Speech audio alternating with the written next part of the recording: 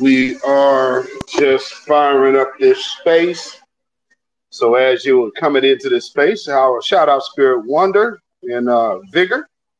I see y'all up in here thus far. Welcome, welcome, welcome.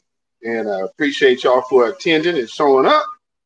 Sister Maryam in the building. All right, all right. We are going to go ahead and let some folks come on in here.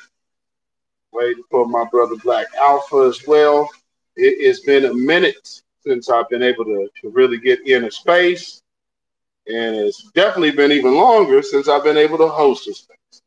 So, but, you know, we have to talk about some things today because as some of y'all might have seen, I've had a few things go viral on my Twitter page this week. One of them being me just simply asking, what did Latinos or the picture? So y'all saw the picture of it, all of the MCs that they were showing representing hip hop or whatnot. And so my question when I retweeted is, can anyone point out the Latin influence in this picture? And, you know, you have a bunch of hurt tethers and even more hurt non-foundational Black American New Yorkers who definitely felt some kind of way. And one thing we have to understand that hip-hop being a newer form of Black American music does not make it a cultural melting pot of creation, because it is not. Every rapper that has came from a different, I guess, different culture, all they've done is follow the blueprint established by Black artists. Because then this is what I really want to get into, and I hope that these Latinos and all of these Jamaicans and Caribbeans, I hope they show up here today and speak their case. Because let's not be over 500,000 strong in the comment section. Come on, bring it over here. This is where the space is. Come get it off your chest. Let us know how Latinos really influence something. And then we can also establish that there is a major difference of participation and influence. Because when you say Latinos had an influence, okay, well, did they influence something based off of their culture? That would be my first question. Because when Latinos was there, man, of course Hispanics was around. Yeah, they was in the room. I mean, man, when all the music and the stuff was being made, the dance was being created, yeah, man, they was in the building. Nobody said they were never spectators. Nobody ever said they didn't participate. But what we are telling you is we're very clear on the creation of hip hop and how hip hop evolved. Because hip hop is a product of foundational Black American culture. So, which also you see me see in the title, foundational Black American culture is the GOAT. And I believe that. And I would want anybody to come and challenge that. I welcome that challenge. Because see, here's the thing. And I think I mentioned this before. A lot of these immigrants, they will often have way more interaction with the government than we do, because they have to interact with the government just to get into this country. We have, because we're citizens. We were born in hospitals. We were taken home from the hospital. The only dealing we had with the government was the hospital sending off the information that we arrived. You understand what I'm saying? But these people need to go to classes and they got to show up and get their pictures taken and all of this when they get here. So they already have an established relationship with a government to whom they believe has their best interest at heart, which, you know, I think in all actuality, remember, a lot of these people have family in other countries. So the people who are coming here, you think that they don't know that there's an anti-Black Latino sentiment? And see, here's the thing for the New York Latinos. Y'all ain't saying nothing about all of the other anti-Blackness coming from Latinos. your MS-13s and all of this. And then you got Crazy Legs himself talking about, they were talking about Jungle Bunny music. Puerto Ricans calling us Jungle Bunny music, but somehow Puerto Ricans are part of influence in hip hop. How does disdain for foundational Black Americans turn into an influence? That's what I would love for somebody to bring up. And see, here's the thing. We're not talking about 1993 when Fat Joe first hit the scene. This is 2023 and you're still talking about Fat Joe. Where is the pool? Where is the whole genre of Latino artists, rappers, hip hop artists, hip hop personalities, hip hop clothing makers that have changed or innovated anything? Here's another part of culture. Cuisine. So when you're in the Black community, then you're typically eating what's going on around your community. These other folks haven't integrated their cuisines with ours. You, family, I mean, I don't know where you are, but I can honestly say there's no soul food Mexican spot here. Not in my town. We don't have a soul food Mexican spot here. We don't have a soul food Chinese food restaurant. Although I've heard about that, like around that New Jersey, Philly area, and I think even Atlanta might have a like soul food fusion Chinese food. But that's very rare. But nonetheless, I say that to say, how often do you see other cultures integrating our culture into theirs and saying that this is a fusion of this culture? Because typically that's what happens.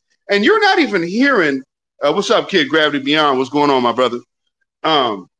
You're not even hearing these people really bring up any type of situation where they could legitimately say there was a fusion of the Hispanic culture bleeding over into hip hop. Truth be told, they can only say it was the other way around.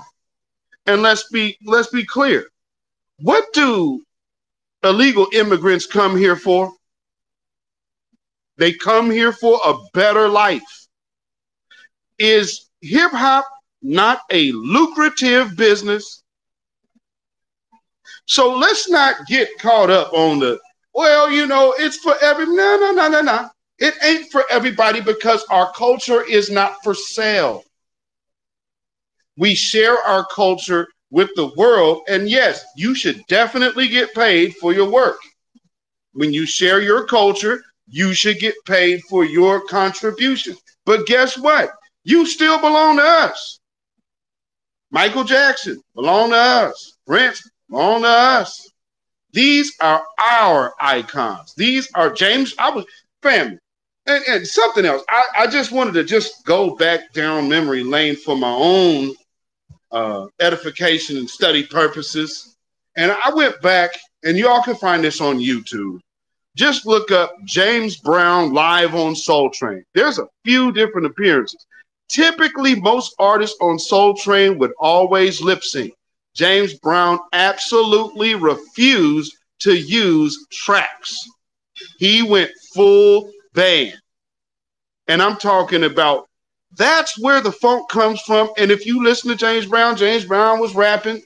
Last I checked, Gil Scott-Heron predates Kool Herc's Party, but I don't know. I mean, maybe I'm just missing the boat here. And everybody says, well, hip hop and rap and this and that. But all of y'all know the revolution will not be televised, but somehow this date of hip hop has moved. Because see, hip hop being also involving poetry, because poetry coming from our culture, you have the griots, you have all of these greats in, again, part of our culture.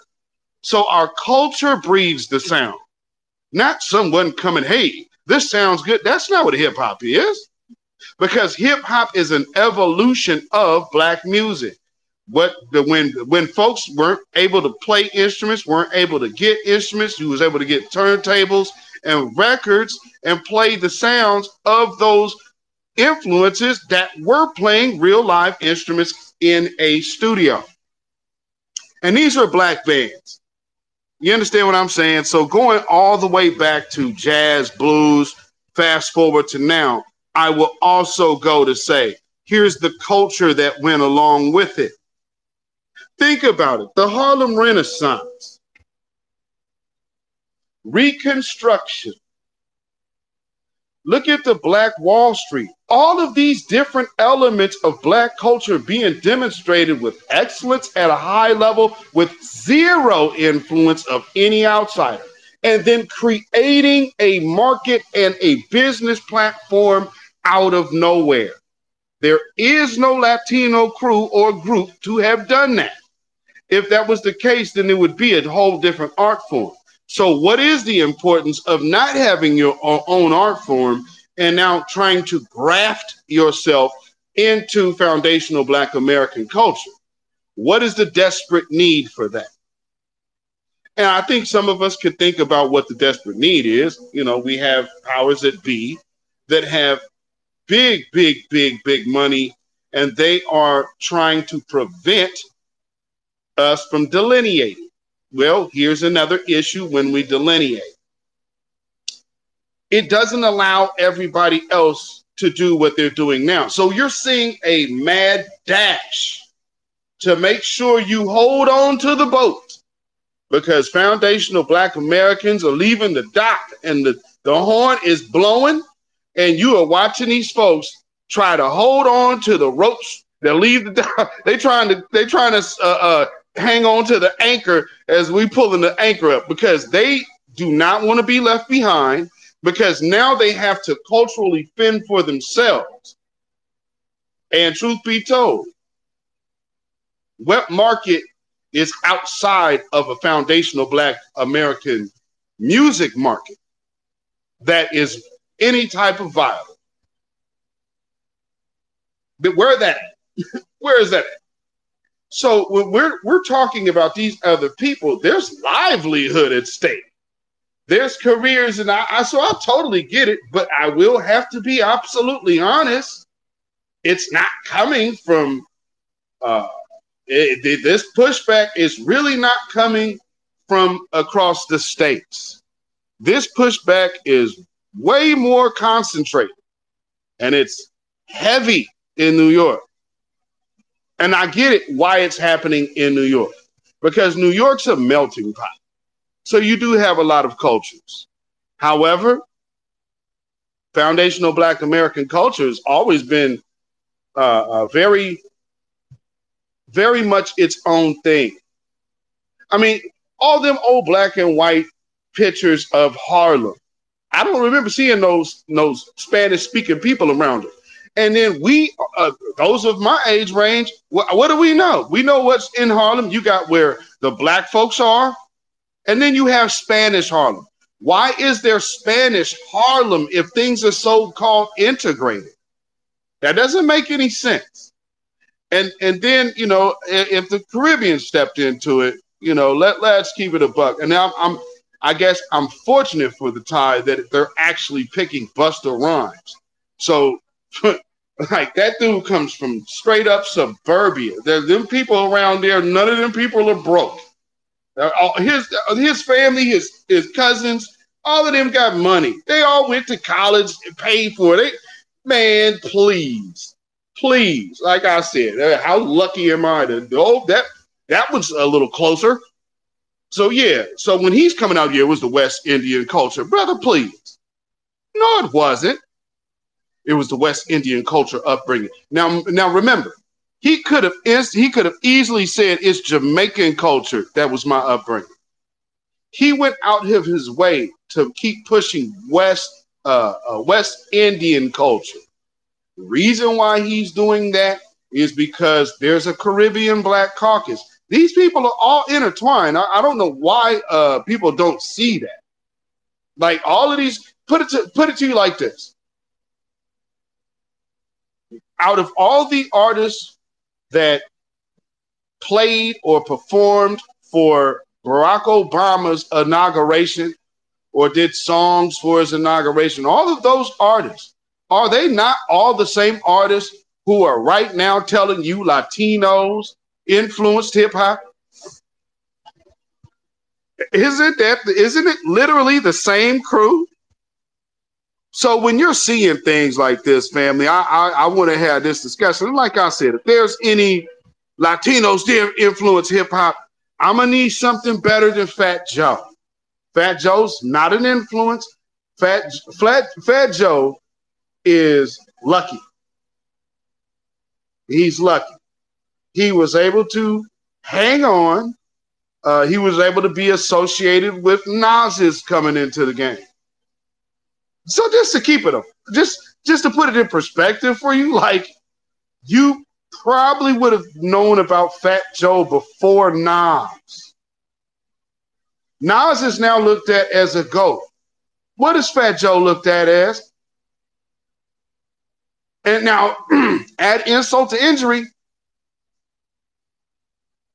Matter of fact, I think the first time I seen Fat Joe, I seen Nas. Isn't that Back to the Grill song, Back to the Grill Again song with MC Search's song, Back to the Grill Again. I believe Fat Joe actually was out first. Yeah, so Fat Joe was out before Nas. That's a Fat Joe feature, and that song is introducing Nas. So just to put things in perspective about Fat Joe. Then later on, Fat Joe gets Big Pun. He signs Big Pun. Cool. And then they're like, oh, well, man, you know, Big Pun, man, he set his mark. That is very true. He did.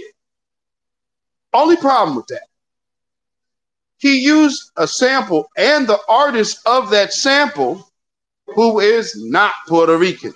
His name is Joe. And so he got his career again off of foundational Black American soul R&B music.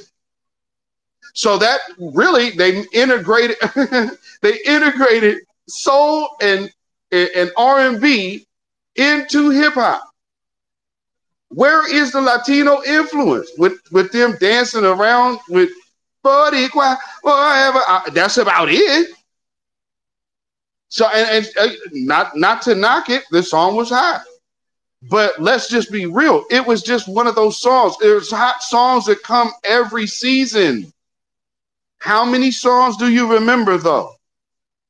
Like, tell me is there any reggaeton songs that y'all could even think of? The only one I can even possibly bring up to mind, and it's because the title of the song literally means ass.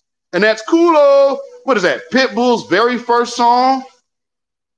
If y'all can remember when reggaeton first broke, why did every reggaeton artist use the exact same track? So Culo actually is the same track as Nina Sky. I mean, y'all talking about Latino influence. Nina Sky, come on, man. Luma D, these are real major big influences? No, there was no game changers there, man. No big game changers. And again, for those who participated, they did not bring their culture like that to hip hop. They stepped into Black culture to participate in hip hop. You know what I'm saying? So when we see these attacks, we have to be very vigilant and stay mindful that this isn't happening by accident. There is very much a reason that this is taking place. And when these type of things go on, we're going to have to call them out.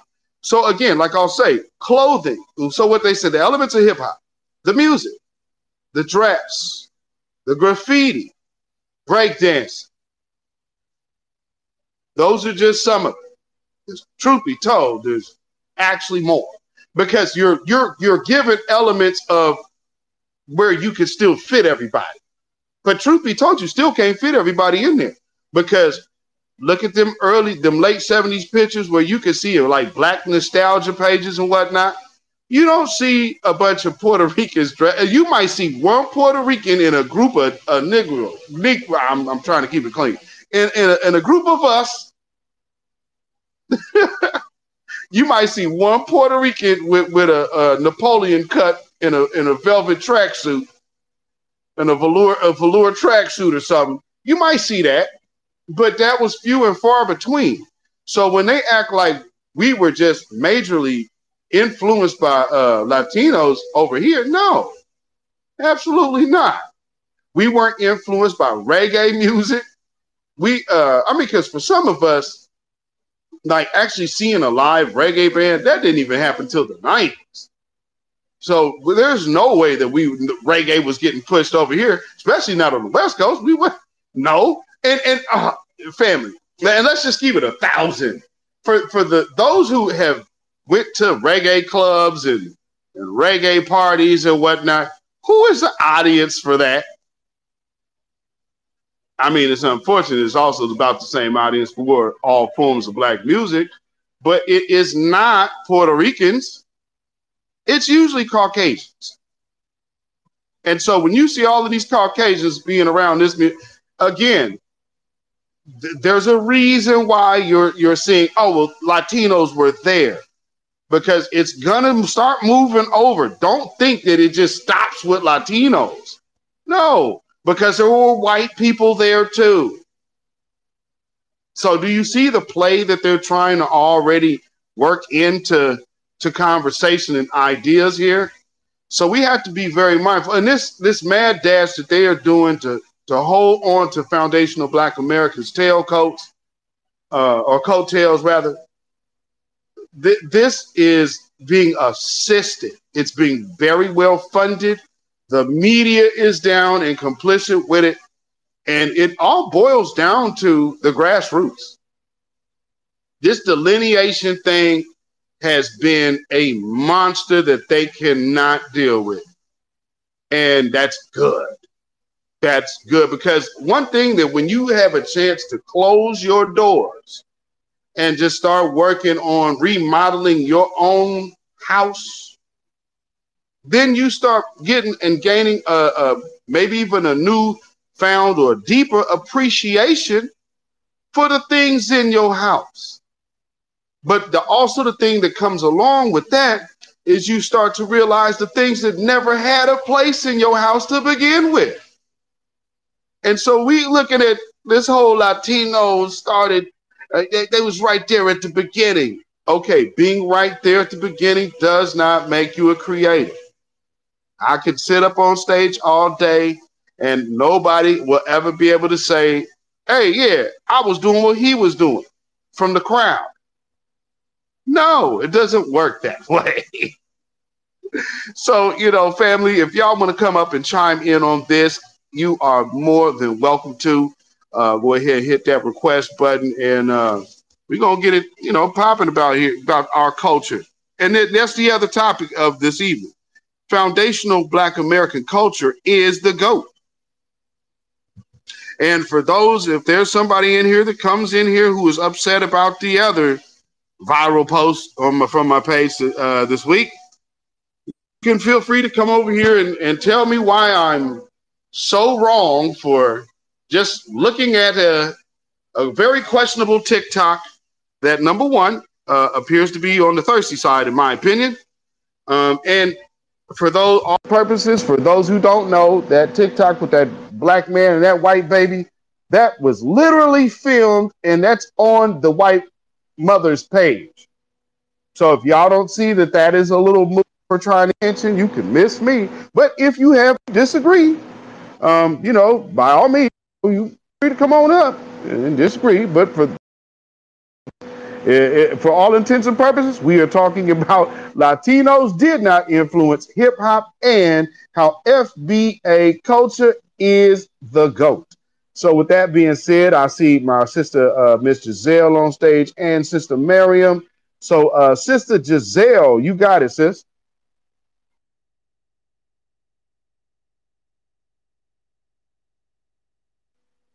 Miss Giselle, are you there, sister? Uh-oh. Okay, well, we'll come back to Miss Giselle. Sister Maryam, you there? There you go. I am. How are you, Brother Beatzilla? And thank you for holding the space. You are very welcome. Well, thank you for asking. You got it, sister. Indeed. Shout out to our Codified 100, some of them in the space. Shout out to Sister Miss Giselle. Shout out to Brother Eastsidaz. Shout out to everyone, our UFBA family. When we talk about did Latinos, the fact that they did not influence hip hop, and the fact that it is only FBA culture, and that we are the reigning GOAT. Why? Because we birthed it. We literally birthed it. We created it. It's all our elements. It's all our experiences. All our struggles. It's all the depression and oppression of being in a systemic white society, systemic racism, and the fact that white supremacy always targeted and aimed everything at us. When I look at hip hop, I look at great sisters like the Sister Soldier, how Bill Clinton levied his whole getting into office against the sister. He did not really go after gangster rap. He actually went after conscious rap, and then conscious rap began to disappear from the mainstream. So it was a strategic move against us. And then you have the denying neglect, like he was, there at a whole racist golf tournament and golf club, country club, and then he's gonna say he didn't know. I mean, the buffoonery, the same thing Hillary Clinton did when she told me, "Well, I have hot sauce in my bag," and did that thing with roly poly to jelly foley. I mean, no one has time for the bull crap. They always interloping in our culture, our history, and our very lives, every aspect of it, and then they turn around and misappropriate anything that we do, all our creative things, be it intellectual properties, be it all our art forms, music, acting, creating, being musicians, painters, dancers, the whole gamut. And so when I think about a Latina in the early days, knowing that these people were not around, and if they were wallflowers or flies on the wall, and they were simply present but not into it, and you could count them on 3 fingers going back. It was never more than 3. 4 is pushing it. And then I just imagine them in the mirror, la cracha, practicing moves in the mirror, in the closet, in the alley, and everywhere else, because their parents wouldn't play that. None of their family wouldn't. They have a whole anti-black culture. So it's just ridiculous. They could go la cracha and go and stump some cockroaches. I yield my time. Yes, indeed. La cucaracha, la cacarocha. Thank you so much, Sister Mary. Yes, indeed. Let's see, Miss Giselle, are you there? What's up? What's going on? Yes, I'm Okay, so okay. sorry. No, my aunt had called, and then as soon as I came back in, Miss Maryam was lighting somebody up. She's like the comedian of Twitter Spaces. Yes, She be indeed. all serious, and you be like, "Yeah, yeah," and then she say some junk, and you just bust out laughing. But You, yeah, yes, indeed. You got a sister. yeah, I wanted to come up because and keep attaching this whole um this whole attachment to our culture as part of the erasure process. We see this over and over again. We're watching it in our school systems where they just with the whole situation where the affirmative action was reversed. That was a bigger thing because they put before they did the affirmative action, they removed our presence in our HBCUs over top of the programs for law and medical. And then they inserted all of these other races of black. And now, and they waited for a little while. They had everybody thinking black is black, everybody walking around, but now you're trying to figure out why we ain't got no doctors, but all of their people doctors. Now you have with this the affirmative action, them saying it's okay for them to block you out of Ivy League schools. But guess what? That also comes with that's okay for that school that has Africans and Caribbeans erected as the leaders to block you out of those schools. So this is absolutely part of our erasure when we go and take that and apply that same model to our music. They started with the record labels, elevating all of these others over top of us in our music fields, inserting these artists. Because if you look at those videos of Busta Rhymes back in the day, he was not looking like he was trying to step to any of those Black American brothers talking about um, the Caribbeans. This is all of that shit. He was actually paying homage. You could see his whole face. He looked like the person that want to go and get picked for the basketball team on the courts doing street ball in those videos. And he just sitting there hoping that somebody will pay attention to him. That's who he always was. That's where artists like Fat Joe always were. That's why Big Pun gets so much respect. He 100% put out there the truth about who created what. And this is why it's important for us to always stand on our square when it comes to our culture and when it comes to our music, because it's people like are now they signing up, they're rising to their position.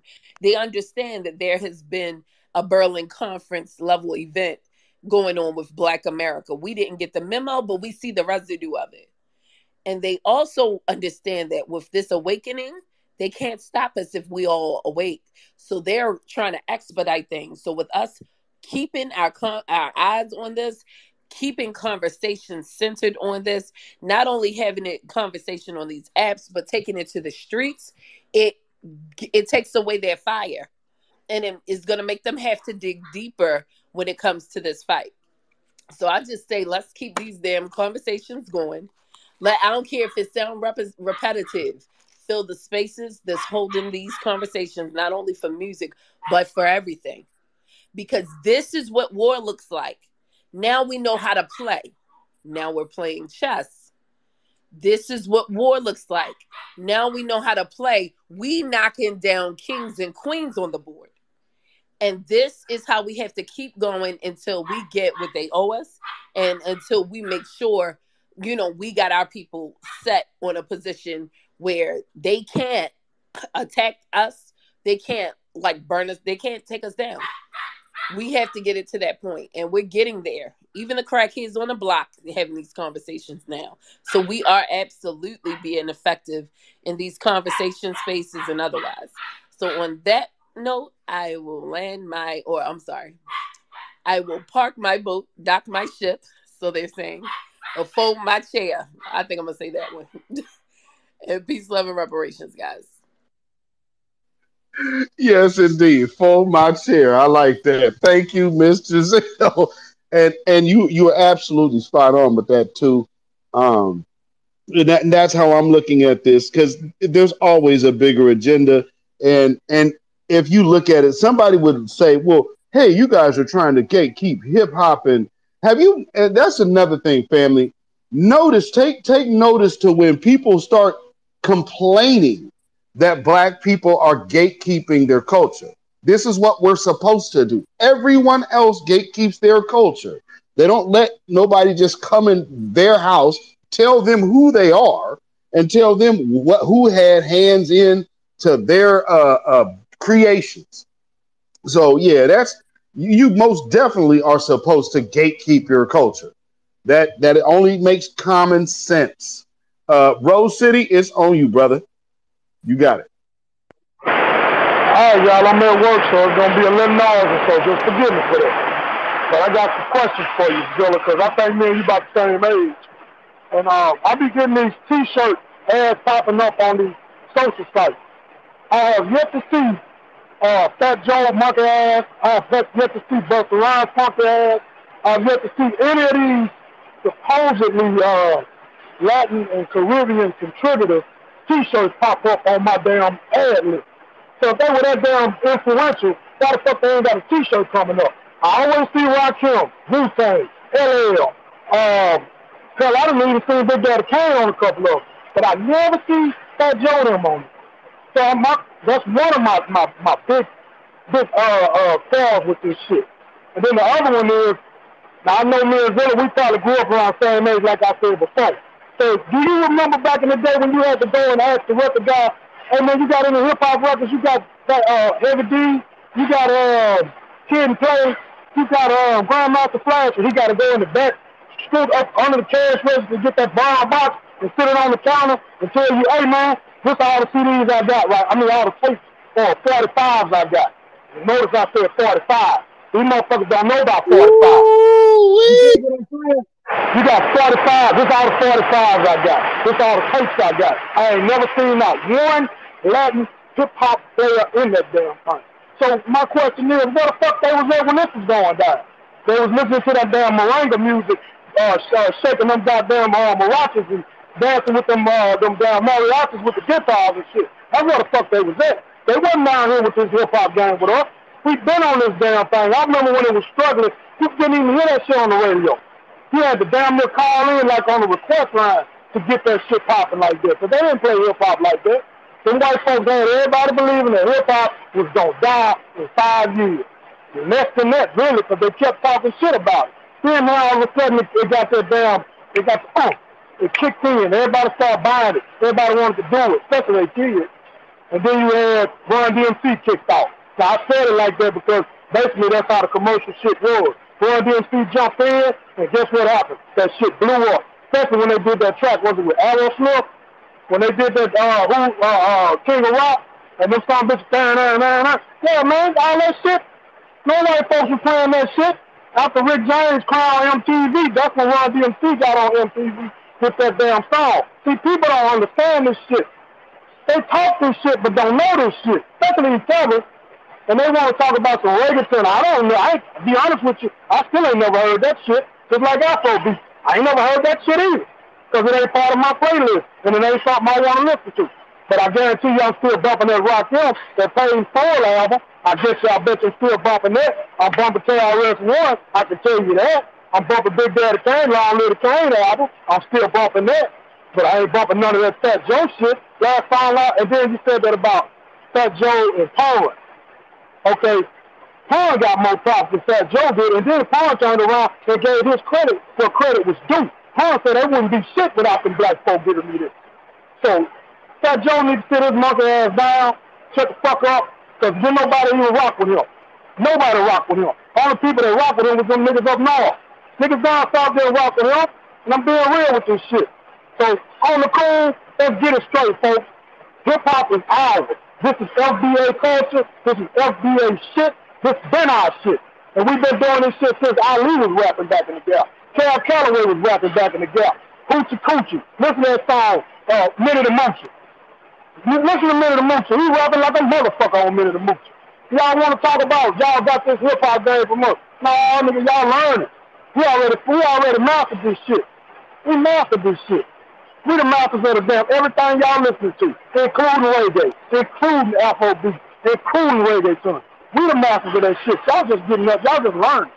You know what I'm saying? And if we took it over, y'all still wouldn't be. Y'all still would be too far to us, baby. We the shit. All right, I'm gonna land my jet on this bitch. You dig? I'm out. Yes, sir. Yes, sir. And I have to absolutely agree with you, bro. Yeah, like you said, back in the old school day of hip hop, having to go literally ask the dude behind the counter, like, y'all got this, y'all got that. And I mean, man, because there wasn't no black radio stations, that didn't exist. So, you know, there was no such thing as no rap station. That did not exist. Even up until, like, y'all remember that song by the Quad City DJs? That song got a lot of major rotation in power stations, but they would take the raps off the song. Also, what was my brother name? Corrupts. We Can Freak It. So this, I'm saying, as recent as We Could Freak It, they were taking his raps off of the song and playing the beat. Like, and this is regular rotation in power radio. So this is how strong our influence is. Where there was no breaking record. I mean, let's keep it a buck. And if anybody wants to be honest, doesn't Fat Joe kind of owe his little fame to Scott Storch? But I mean, hey, man, not, if you don't want to get a white boy that was over there, the understudy of Dr. Dre, no credit, understudy of Dr. Dre, understudy of Dr. Dre. So again, he didn't. Matter of fact, where is that man? There's some Mexican producers that produced with Tupac. Tupac's. Those of us who know hip hop and know rap, up until Tupac's records with Death Row, all of his beats was trash. His beats were no one else would ever rap over a Tupac beat. So, I mean, if you thought you were winning on that, we wasn't bumping that. And then somebody was like, oh, well, look, they did some of these songs on All Eyes on Me. Every song that you mentioned is a sample of Black American funk music. So, no, you don't escape us no way. It's our influence from the rooter to the tutor. Y'all are guests and participants, and that's fine. But, just understand the big difference between being the host and being the guest. With that being said, Nunya, you've been doing a whole lot of thumbs down in here. I guess you have mismanaged your emoji button. But go ahead and let us know what you think.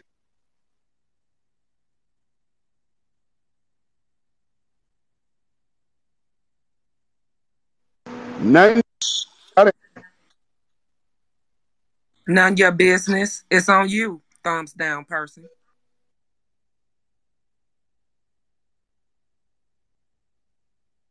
So I guess they sitting in here so that they can observe and then thumbs down and be a op so that they could take the info elsewhere and try to see if they can piece together some bull crap, some tacos and some refried beans bullshit to try to get ahead of the curve. But you can't, because we've been doing this before shit was put on wax, way before 1920. Holler at me now. Well, I already know Nunya is, I believe, a African tether. So, there's always hurt feelings with that. So, especially when every morning you look in the mirror and your hairline was left in yesterday, I guess I can understand. But nonetheless, I mean, because shoot, even look at the emoji. The emoji's hairline is even suspect. So we just have to bear with our diasporic brethren, because they're lost, they're colonized, and anything the white man tells them to do, they'll do. Because see how they look at us, family, they look at all of this conversation as there would be no miracles, no medicine, and no mayonnaise. There'd be no medicine and no mayonnaise. So what we're doing is interrupting the whole reason why they would even want to come to this country. They trying to get up under the great system of white supremacy, because they look at these people as gods, except for when they just saw people get ran down and the riverboat, the Montgomery riverboat rundown, where straightening was commenced. And see, now all of these tethers have left is understanding like, oh shit, you know what? That could easily be me.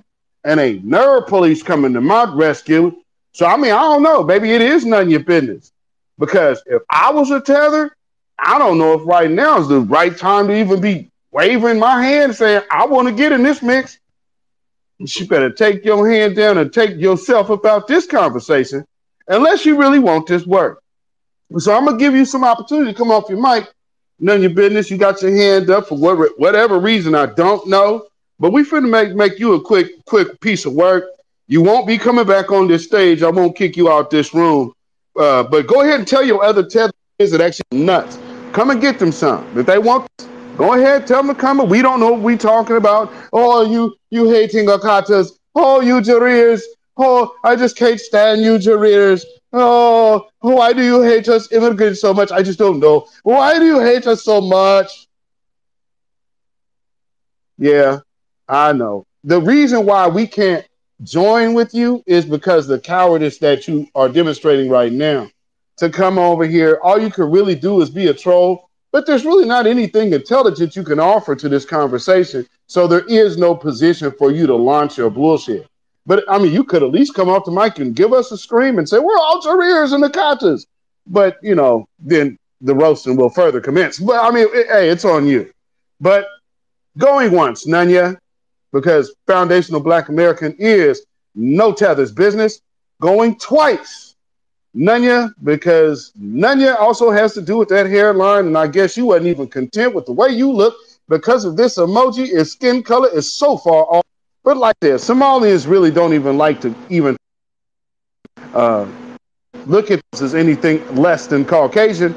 Going three, none your business. Go run back into the dusty lands of Djibouti and let Queen Djibouti know that we still hold court over here, and this is how it goes down. I guess you must have forgotten. Maybe you must have missed me. Yeah, that's how it goes down today every year. So make sure you go tell all of those Somalian that, oh yeah, Beazle ain't went nowhere. Still right here. And yeah, still will get that work if you try this Foundational Black in here. So with that being said, you go back down and chill in the audience where you belong. Now, oh my Lord, I don't even know you do it to yourselves, but whatever, man. If you want it, you can come get it. So I got my sister Maryam as co-host. Let's go to my brother Eastsidaz, and then I'm gonna go back to Maryam real quick, and then we're gonna go to John Horse. Go ahead, Eastsidaz, you got it. Oh, I appreciate. Oh, my bad. Go ahead, brother, you got it. It's cool. I appreciate it. My apologies. I wasn't trying to skip nobody. But what we dealing with is people with a reprobated mind. You know what I'm saying? These are the type of people you can tell something constantly. They just don't seem to understand. It's not sinking in. I mean, we done told these people time and time again that we wasn't really after y'all. We up here trying to fight white supremacy. No, we're up here fighting white supremacy, not trying. We're doing it. And what happens is they'll tell us, oh, when you shut up, all you have to do is work hard and all this other stuff. And I'm like, man, come on now. We tried to warn them. Now that we did, we definitely gave them a fair warning. Now when they get their asses kicked, now they want to try to come back here and cozy up under us. And now we decided, you know what? We not having this. Plus, y'all went way out of y'all way to undermine our progress anyway. Y'all sided with the enemy. So y'all on your own, just like we are. So y'all going to have to eat that just same way, And on top of that, y'all telling us how we got smoke for y'all and not the white society, the white supremacists, but we the ones that brought the smoke to them. Y'all have more smoke. See, that's projection. Y'all got more smoke for us than y'all do for them. They the ones killing y'all and calling y'all all kind of names and, decimating your countries. But then you come over here fleeing from your countries under us. How you going to flee to your oppressors? We try to liberate it. We're liberating ourselves from our oppressors, and y'all fleeing to them. Now you tell me where that makes sense. And then got the nerve to sit up here and denigrate us. Y'all sit your asses down, and it's time for y'all to start having some of these seats too. And I'll land there. I definitely wholeheartedly agree, my brother Eastsidaz. Man, it is good to hear your voice again too, my brother. And Ro and Sister Maryam and Giselle, because it's been a minute since I've been able to get up in one of these spaces. I'll be missing everything. But so I'll be working my whole day to make sure that this can happen. And I don't even know why this cat even keep trying to come on stage. You're gonna try to come back up here. Don't waste my time. Again, like if you really want to come up here and you want to say something, I will give you an opportunity to speak. But if you come up here just to sit on the stage and just say nothing and put up a bunch of whack emojis because you in such disagreement, well, then take your dusty ankled ass back to where you came from. Go back over there to the Twitter hater space. And oh, these careers are all over there. And oh, man, see, they're Democratas. Oh, yes. Look, and you always can peep out a damn tether because a tether's first. They think that they're something because of their education, which of course is thank you. You're welcome. And Oh man, my high IQ. Please don't tout your IQ here because that's how I know you're confused. You don't understand how the system of white supremacy works. You believe you could have all the money in the world and well, now I'm in. Really? Boy, oh boy, oh boy. And this is why we have no time to waste on y'all. Because if that's where your head is, and for those of you who out there like, man, y'all divisive and we cannot unify with a person who is only looking to unify with your oppressor. They're colonized. They just believe this is life. And so what's wrong with you? What you need to do is work hard. Let me tell you something about this.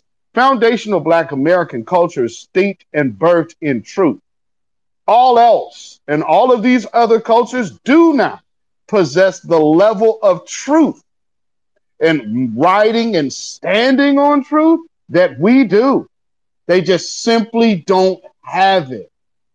And that's one thing I hope that y'all start learning as y'all start seeing these interactions. And then when like what I say, what a tether do, when all else fails, lie, and then lie some more.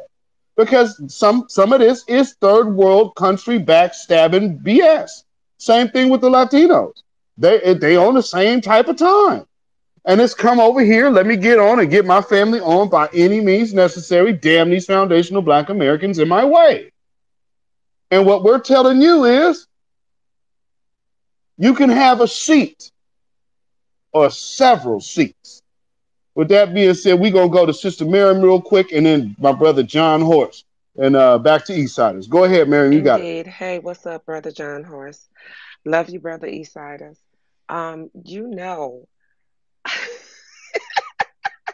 musty ankles, musty lining, musty behind the ears. You were musty at birth. Yeah, we have no time for that foolishness. Trying to be a disruptor. You have nothing to rebuttal or to add. So yeah, a waste of space, a waste of time. Getting back to the subject that brother Rio City was touching on, so many beautiful points. You right, Minnie the Moocher. That's they. If you were able to watch some of the old cartoons before they banned them, you could even go on YouTube and watch the banned cartoons. And you know, a lot of Betty Boop's cartoons had a lot of that music in there. And Minnie the Mooch, I think they even did like something similar to Minnie the Moocher on there. And you look at her, I think Betty Boop was simply I can't say it right now. I need some water. But yeah, you know, she was a very depicted as a very light skinned black. Cause look at her hair. No, none of the other ones' hair was like that. And the eyes and the small cinch waist and being out there after hours and juke joints and clubs and things of that nature. So, yeah, that was kind of like a low key, you know, thing that they did with that the cartoons back in the day. And also when you talk about Cab Calloway um, and Duke Ellington and all the greats, they definitely were singing and dancing and rapping and scatting like Ella Fitzgerald, our sister Ella Fitzgerald, and even Billie Holiday did some, and you had just lots of them were performing and doing all of the written and spoken poetry as well as the speaking overflows over it. And so many of the brothers who was doing what they coined as breakdancing, but was doing all the spinning on the floor and the ticking and the jerking and the popping and things of that nature, and that was way then. So they definitely can't hold the candle to what it is that we represent and that we put out. And for them to be so disingenuous and so disrespectful all in the same breath, it's damn near comical if it wasn't so tragic. For them to not pay their respects and bow down and just, you welcome, you're a guest in our universe, not a mansion, in our universe, because our house have many mansions. And I'll yield my time. Yes, indeed. And I absolutely agree. Um, our house has many mansions of facts, and it's very interesting what I've been seeing. If y'all take a quick gander at the jumbotron, there's some things. Shout out Miss Giselle. She just shared this in the chat with this Willie Frank collection, dude. Busta Rhymes is a part of our culture. America has claimed to be superior. If they was really superior, they wouldn't use other cultures. They would create their own. Goofball. Foundational Black American culture is what Busta Rhymes, he's not part of it. He's a participant. He told you himself when he came back with that Czar record, when he took his ass on Drink Champs, he didn't say nothing about no foundational Black American culture. What he said his influence came from was West Indian culture. You hold that L, brother. I don't think so. No, we ain't finna just flim flam from one album to the next. He's Caribbean, and now all of a sudden he's part of our culture. Get your ass out of here. No, sir. And here's the disrespect. That in itself shows you a high level of disrespect of us, our ancestors, and our culture, because people think that you could be us today. Like essentially like the Catch Me Outside or the Yo-Yo-Yo's. I'll play black today. And then, hey, man, I don't want to be a gang member no more, man. I'm white like you, man. See, we're the same, dude. Like, I don't want to be a gang member no more, man. I was just like trying to be something I wasn't, man. And see, then that's when, the reality and the truth comes out. Well, I'm a white boy just like you. I mean, I don't want to gangbang no more, man. Right. Because that really wasn't you. Just like all of these other imposters. So if white boys with the little wiggers, when they have their day of reckoning, what is so different from a Buster Rhymes or a Fat Joe from these little first 48 wiggers that you might run into? Y'all feel what I'm saying? But with that being said, let's go to, I believe it's my brother John Horst, the Eastsidaz. It's on you, brother John Horst. Yo, what's good, everybody? Yeah, man, I can't wait until Tariq get this documentary up and going. I know for a fact that, you know what I'm saying, he gonna hit his, he's gonna hit the goal, like when the crowdfunding start, he gonna hit the goal like extremely quick, because people really think that, these other groups like the Caribbeans and Latinos and shit like really got like influence in hip hop like that, bro. Like the thing is, what people fail to understand is, especially with the whole quote unquote Latino influence shit, a major part of hip hop is consciousness against white supremacy. Like, you know what I'm saying? Like hip hop was born out of fighting white supremacy, like literally. And when you analyze Latino culture is seeped in fucking white supremacy. That shit is like it's understand the people who created whites, the aspects of white supremacy are Spanish. The Spanish are the ones who birthed it. They gave birth to it and fucking spread it. And next was the Portuguese and everybody else. So understanding that, we're hip hop is anti-white supremacy completely, full stop. You know what I'm saying? So them having some type of influence in it, you know what I'm saying, is really, really, that's just not it. You know what I'm saying? Because even hell, I mean, if you look down in Latin America, even when it comes down to the reggaeton actually comes from the black Latinos down there. All of that comes from the black ones. And then they, try to claim it as something of their own. And the black ones will literally tell you, it's like, no, that's it comes from us. So understanding that even down there, the music down there, the reggaeton and all of that with the drums and shit like that, that's all African. That's all black. You know what I'm saying? Down there. Also too, man, people got to understand that this hip hop shit, bro, like, I mean, it was birthed out of funk. You go listen to James Brown. I know I was listening to, there was somebody I was listening to the other day, and I was just listening to a song. I was like, bro, he rapping. He's like legitimately rapping, bro. And this shit was like back in like the 60s and the 50s, bro. It was just Brother literally John Horst, rapping. may I interject for a second? And yeah, it have African influence, and it is the black Afro-Cubans and others down there, but it also every aspect of their music was influenced by FBA. Period.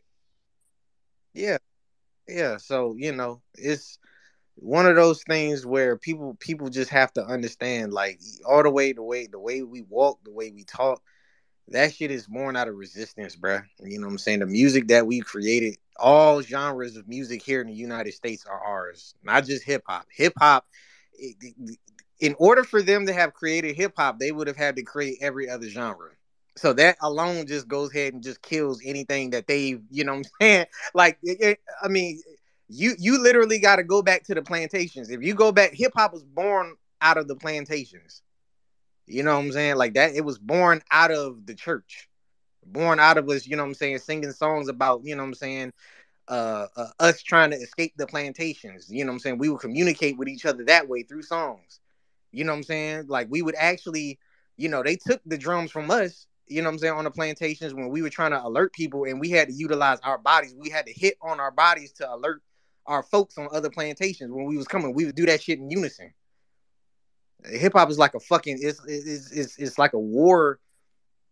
It's like a war genre almost. You know what I'm saying? So it's deeper than just, oh, niggas is just rhyming. You know what I'm saying? It's far deeper than that. It's a spiritual thing. It's a part of our culture. It's who we are. It's the way we walk, the way we talk, the way we wear our hair, the way we dress. You know what I'm saying?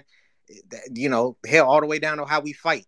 You know what I'm saying? So hip hop is a part of us. You know what I'm saying? And it's anti-white supremacy. Latino culture is seeped in white supremacy. That's just what it is. You know what I'm saying? Niggas just got to be honest with that. And I just can't wait till Tariq gets this documentary going. He got pretty much all the first people who was, you know what I'm saying, starting this shit up, bro. So we definitely need it. Just keep standing on people's necks with this shit, bro, and just literally just always speak truth to power, bro. Cause yeah, these niggas, you know what I'm saying, they trying to take our culture to erase us, you know what I'm saying, and to pretty much justify exterminating us. That's really what the fuck this is. You know what I'm saying, nigga? I know for a fact, nigga, I know for a fact ain't no foundational black Americans emulating no goddamn Caribbeans the way we dress and the way we talk and shit like that.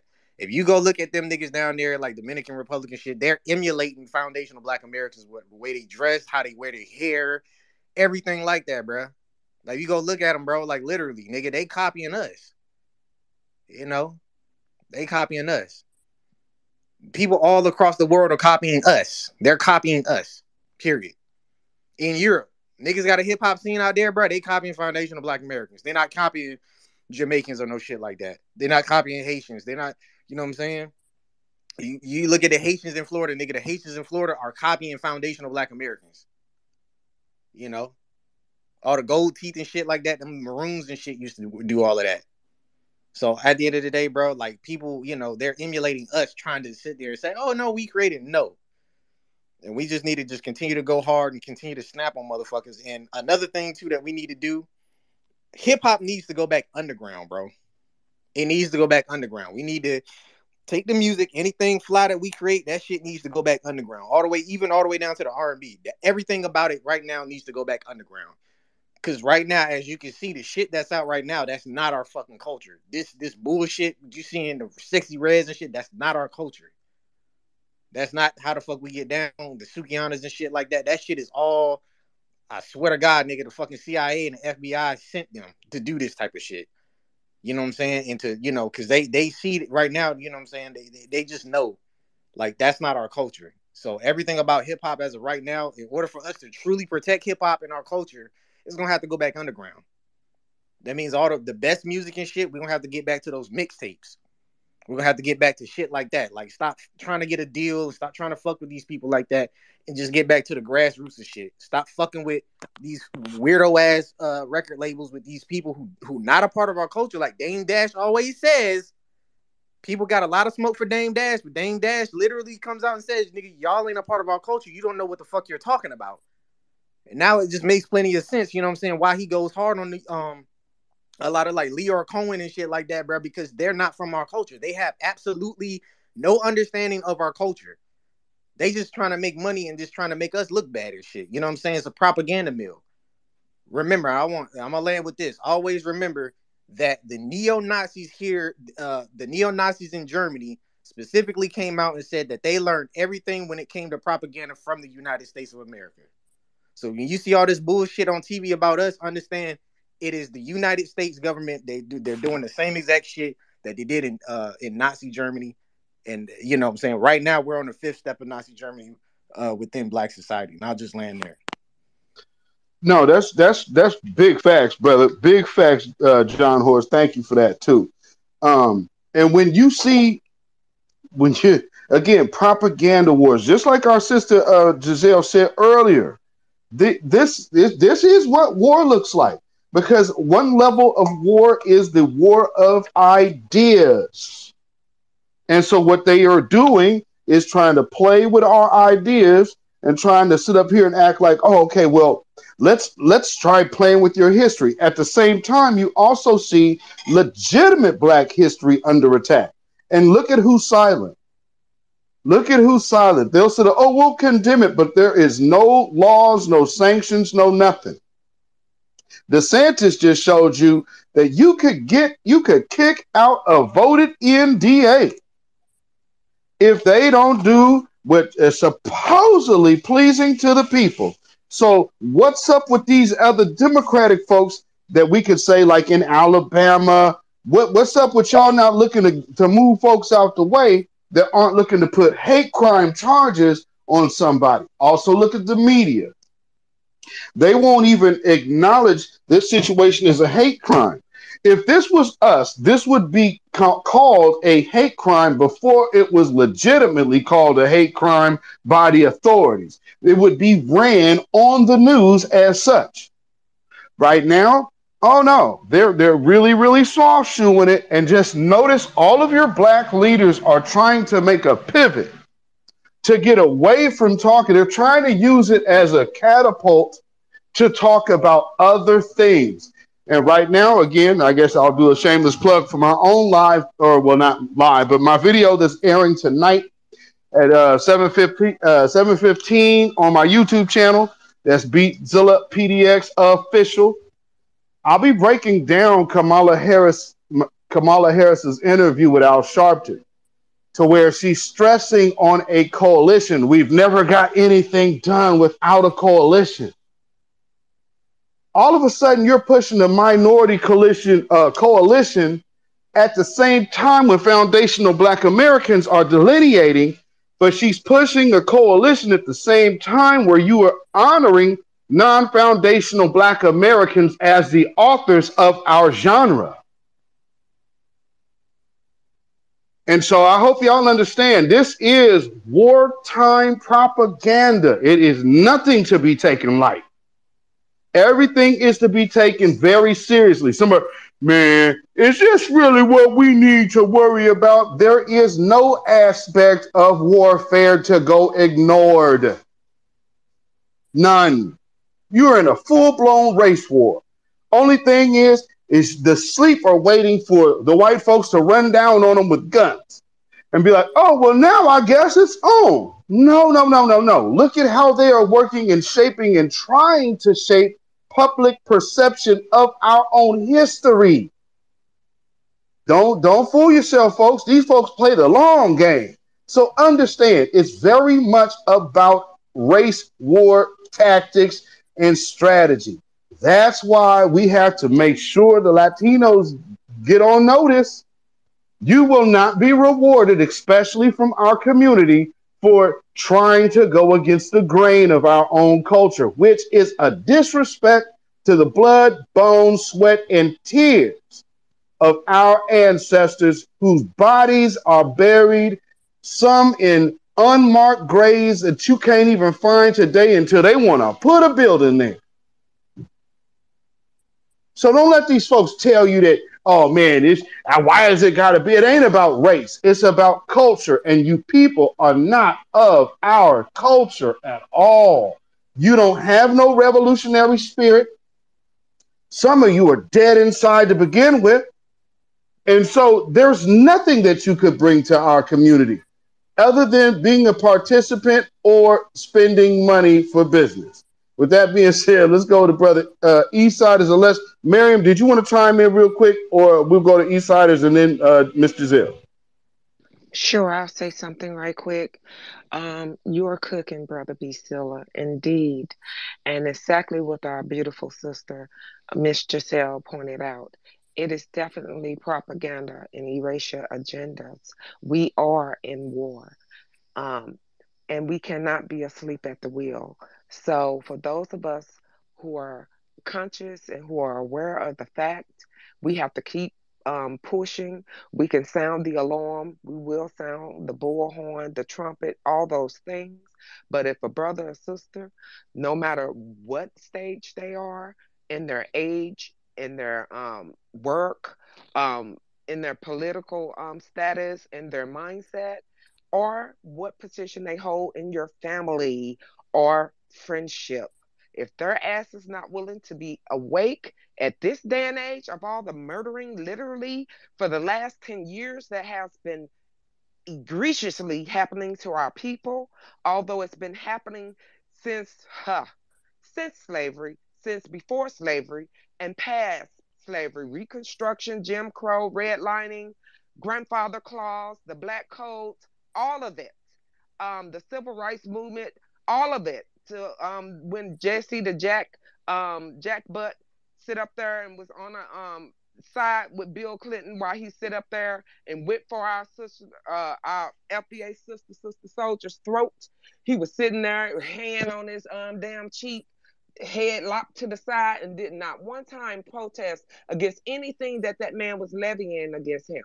1988 marked when, as I was remembering, as when Coming to America came out, Colors came out, and also when Bill, I think when he first ran for office, all of this stuff was like brewing, like in the same time. So these are significant times and markers.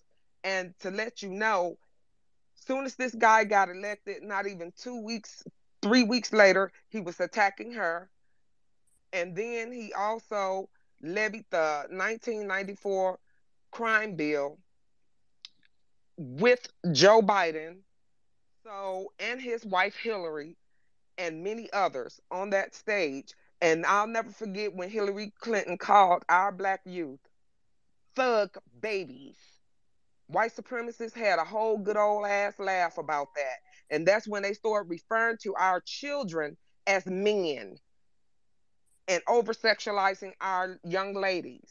So, yes, they did that to our young men, our young men, and start calling them actual men, a 14-year-old, 13-year-old, 12-year-old.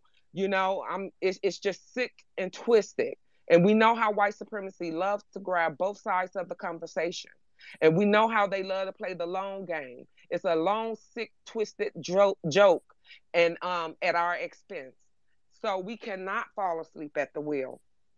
And I'll yield my time and I'll come back after our brother and sister speak because I do have something to add to when Busta Rhymes came in town for a concert. All right.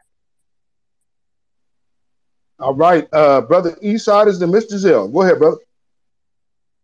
Hey, I'm a gentleman. I can let our sister speak. I Oh, you've figured been that's what waiting for a long time, Eastside. I figured that's what he was going to do, but I Like, wanted to I go feel ahead and give him the bad. chance. I'm gonna make this quick, seriously. But the brother that came up here, I don't even know who it was that was talking, but I was playing with my dog. Then I looked over, I was like, hold on, wait a minute. He said everything that I was I was thinking. John But Horse. yeah, when I tell you this, they repackaged hip hop. They repackaged our culture. And they like, we're at the last phase of this. First, it was black excellence, which you saw coming out of from slavery through the Harlem Renaissance. Then it was black socialism. It's like, hey, look, we're all this and that. And it was like socializing our culture. Then it was black um self hate because that is what they started pushing through like the sound. It was like this self hate, like I kill a nigga, da da da da da. I murder this, I do this. Everything was kill, murder, nigga, kill, right?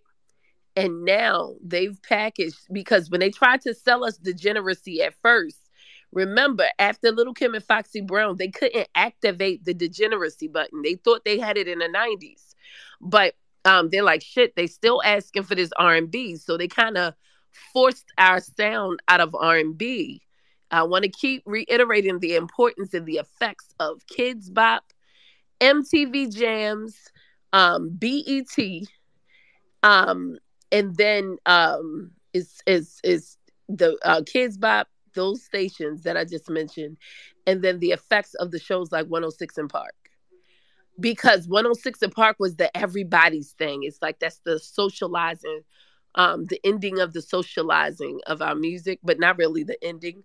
But it was like right there, everybody wanted to cross over in music. That crossover era, the effects of the 90s, where they weaponized each level of the ears because they've watched, and this is how your enemy works when at war. They weaponized all levels because they saw from the progress that we were able to gain from the civil rights era. They said these people will come together from the youth to the elders. So we have to attack them. We know that the youth are going to inherit everything. So we're going to weaponize their stuff more subliminally, whereas though it will condition them through the school systems, the community, and we'll start inserting lack of confidence into them. Then they said the middle group, we know if they wake up too soon, depending on their parents, they're going to be a little aggressive. So we're going to keep them on the spinning wheel. So they get you locked into these jobs where they limit your ability to be able to protest. You get locked into these jobs where you can't, you got to be a certain way online. You got to do this, you got to do that. And then you got to sign off on this, or your livelihood is not going to be good. Or they lock you into the system where it's like the nigga factory and you're manufactured as the weapons, the face of us and the weapons against us. So that's where you get the degenerate level of our people. But this whole transition, it took place when our eyes was off of the Um, music. Oh, go ahead. um, Sister, oh my God, you are cooking, and I have to interject just on 2 points. When you were saying that they, all the different levels of how they went from Black excellence and all the others, and then you forget the in between there, I would like to add that we had a self love and appreciation because during the 60s and 70s we actually have a self love and appreciations, and Yep, that then was the Black excellence. The Black excellence ended no, the after, like, right at Renaissance the and all 70s. that Yep. was Black excellence and stuff like that to me. So, but then also when you said that they put you in the nigga factory, like what I had posted, um, they definitely, that is a whole cross connection to they clone Tyrone. There it is. Yeah, and you're absolutely right. But now this is the generacy level, and they had to get us to this point. So the only way they can do it, if they neutralize the vibrations, they're like, look, we can't have no high vibrational music coming from these people. In the midst of all of this, we're gonna get them out of the music. They can't even play music. We just gonna take it away from them starting in school, and then in their communities make trades harder to access. We're gonna limit, so they take away these things so it'll look like this is what we did to ourselves. Because the biggest thing about this enemy they've figured out how to do is to develop a way to hide yourself. So this after we got to this point, they took 20 years. When we take it back to the music, they took 20 years, and within that 20 years you have two generations, right? First each decade, right? It's like a generation and group of family people. So that first group and the last group from 2000 to 2023, everybody listens to the same sound unless you dipping into the old school beats. It's no division. One thing that y'all have to remember, when we was growing up, you knew grandma's music, you knew great grandmama's music, we knew mom's music, and then we knew our music, because each sound represents a level of evolution within our people, and it also talks about the experiences within that evolution that forced us to evolve in that way, because our music was always rebellious. So I'm breaking down this way because the more I keep beating the drum and the more people keep seeing it. Now we know you got, this is your weapons.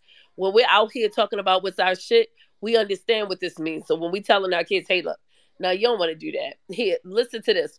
Or if your kids is into a certain type of music, give them the beats and tell them to play it or make their own music. They get more out of it. They actually like it better. Please believe me. I used it, did it myself, and it did a lot. But this is what this, like I was saying before, it is war. And they knew they had to get us to this degeneracy level in order to get us completely erased. This is the liquidation portion. If you ever want to understand or need a visual of what I'm saying, this is how they liquidating their assets. America is. We're the asset. They're liquidating. They're like, hey, you can buy these assets at this amount. You could buy this. You could take this resource for that amount. They're doing it with our music. They're doing it with our creations. They're refacing our who created what. And they're doing this because, and we also learned that the Africans and everyone who are being pushed into the South and the Northeast, they are coming into these areas because they have to have the faces that look like us so that we won't see the erasure. If they wiped us, if they actually show the true reflection of what our neighborhoods look like, we would be alarmed and it'll make us stop it. So we got to also shine light on that. They use the same weapon. It's nothing different, guys. We got to keep an eye on that. And I pulled that from music, culture, and shit, community and otherwise. Every damn thing is all the same fucking weapon. We just got to figure out how they position their weapon to use it to, destroy our community even more. And I'll end with that. I'm sorry, I fold my chair. No, and you know what? And this is another thing that I've been in, and thank you so much for that. And I have to totally agree with what everybody has been speaking on, because one of the things we always have to catch is when we are being attacked. And I think some of us have often tried to act, because some people like some artists, and they're fans of art. The powers that be totally understand the power of fandom. That don't. I mean, this is their industry. So the whole reason that there are fans, they control it. So they know how to use that to their agenda's advantage, and have done nothing less but that. And I totally get it. Like, I was into some or reading like the whole when the Eminem discussion happened. Everybody was up in arms trying to defend Eminem for whatever reason. That was extremely strange. But the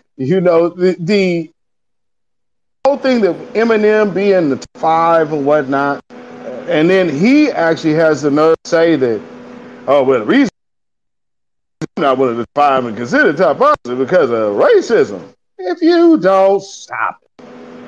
And I think that right there, that for me was one of them things that'd be like, okay, well, I nobody really bumps Eminem music around where I'm from. Like, we stopped listening to that dude as Slim Shady. Let's just keep it 1,000. I mean, for me anyway, like, I'm like, okay, and to keep it a buck, when they were starting to run Slim Shady out here on the radio, I actually heard Cool Nuts playing it. So I mean, that's a local rapper who had a middle of the night rap radio show, and he's the one who broke Eminem's record here. And it's, of course, we listen to it like, oh, well, this is clearly a white dude. This dude clearly white. It's not hard to tell. But, it's like, okay, cool. But he got Dr. Dre on the beat. All right. And so that's how it was presented, and he had to use Dr. Dre. So again, what always happens? How did he get credibility? He got credibility by way of Dr. Dre. There will always be a foundational Black American that gives you credit. That's why they are trying to use Busta Rhymes so hard. And then you go with Kool Herc. So if you've noticed, you got Busta Rhymes getting an award, and you got Kool Herc being celebrated at 50 years of hip hop. What did they just simultaneously do? They're trying to tie our origin of our creation, which stems from the black experience here, revolutionary music. It's birthed in black revolutionary living, lifestyle, children, offspring, past, present, future. All of this cultural dynamic, it comes from us. And so now they have a whole situation up there to where bypass all of the black historic things you know of the 60s and 70s. Look at these rappers. They're the representatives of black culture because they're hip hop. And I have to go back to something that Nori would always say. We need a hip hop flag. What you need a hip hop flag for? Nigga, you a guess. And here's the point. Back then, I was like, man, I don't know how I feel about that. Because again, when you hear that, something should immediately rub you wrong. Because yeah, everybody has participated. There's been a lot of Hispanic, a lot of Latinos to participate. But what else happened? See, here's the big myth or lie that they're really not telling the world. Black culture is popular culture. I'll say that again. Foundational black American culture is popular culture. One more time for those in back. Foundational black American culture is what is the going popular force known to be culture on the planet. Everything else takes a second fiddle to this. You could go anywhere in the world and you will see evidence of black American culture. Even, and here's what's so crazy. If you leave this country, you'll see white people out there in other countries representing black culture. In dress, they adopt our speak. And then you get these tethers that finally show up to our shores. And literally in their minds, they're telling themselves the stuff that they're experiencing came from the powers that be because they're in control. And this is why Dr. Neely Fuller says, if you don't understand white supremacy, then everything else will just confuse you. And we have a lot of confused tethers out here. There's a lot of tethers. If you look at look at some of the things I put in the Jumbotron. There is a lot of confused tethers out here, and they are upset that we are delegating, and they're all of a sudden starting to talk about, man, you're talking so much about race. Who that sound like, family? I'm starting to hear race hating coming from non-white people. When did that begin? But I would say it's very, very, very, very telling. With that said, I see my brother Eastside had his hand up and John Horse. Before I get to y'all, Mary, want to chime in? And what's I see in the house? Go ahead, up here, brother. Indeed. Come on up here, Brother Black Alpha. Yes, as you were saying, they get the tether babbling, um, tether splaining, and tether attaching with their words. And they use one form, you're xenophobe. We brush our teeth with that. Yes, we are proud of it, Papa Collins. You can't make me embarrassed. You can't make me feel no type of way other than proud when you say that. And then they use the other tactic. Well, you're divisive. Every so-called clan or tribe on this planet is divisive. You damn right. We divide so we can survive. Indeed.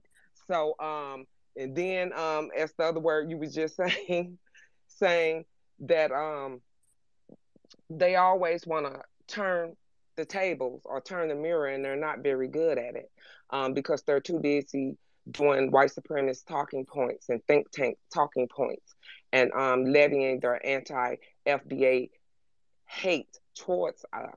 So that is what they do. And talking about some you're anti-kosher or you're anti-people.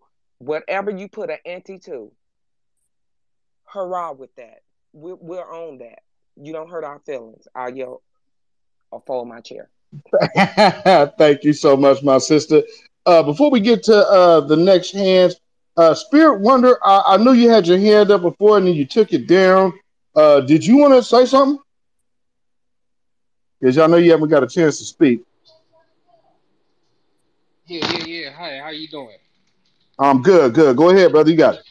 Yeah, well, I was going to get into the Eminem part. I remember back in the days, he came out with the one of his first music videos. I just don't give an F, and it appeared that he was like in his trailer park comfort in that video. If you see it, and if you take a look at that, and and see his eventual rise. Him dealing with Dr. Dre. It seems like he did take more of the black characteristics, like wearing the denim baggy clothes, denim outfits and stuff like that from the early 2000s, and eventually wearing the do rag and the headband on that one music video. I forgot it was called For the Moment. Yeah, that's what it's called, For the Moment. And it lets me know that from the jump that they be having their little plays at hand to prop up certain people and propel them to certain situations, because I noticed that in eventually, like when Lord Jamar said that black people don't listen to Eminem, that really opened my eyes, and I'm thinking like, hold on, I'm in LA, I stay off Crenshaw, and I'm out there all the time. So when I go out there, who are they most likely gonna play on their speakers? They're gonna, play like some of the newest stuff, what I mean, every now and then. But when it comes to like stuff from back in the days, they're not gonna play. Will Slim Shady, please stand up. It's like da da da da da da da da da da da. It's like you know, dudes from the hood is not really like rocking to that. You know what I'm saying? It was like being played on the radio, being pushed to us and everything like that. But when it comes to like stuff like that, like when it comes to like, oh, we're gonna play something from back in the days, they gonna play like a Dr. Dre G Thing record, or the Snoop Dogg what my name is, or Ain't No Fun, or something like that, something that has like some real essence to it, not that poppy bull. And I'm gonna get to another thing too, the Latinos in hip hop thing. Now I remember um before the pandemic, it was probably like 2018, 2019. I was following this one Instagram page, and this guy named Artemis Gordon. Yeah, he has a good following on IG, and he talks a lot about the music and the industry and a lot of politics, and he talks in a lot of I could say like coded type of language. Like I guess you got to be in the know or something. It's kind of confusing, but anyways, he does speak a lot about the music. And I remember one time in his stories, he was giving props to the Latinos in hip hop from back in the days and everything like that.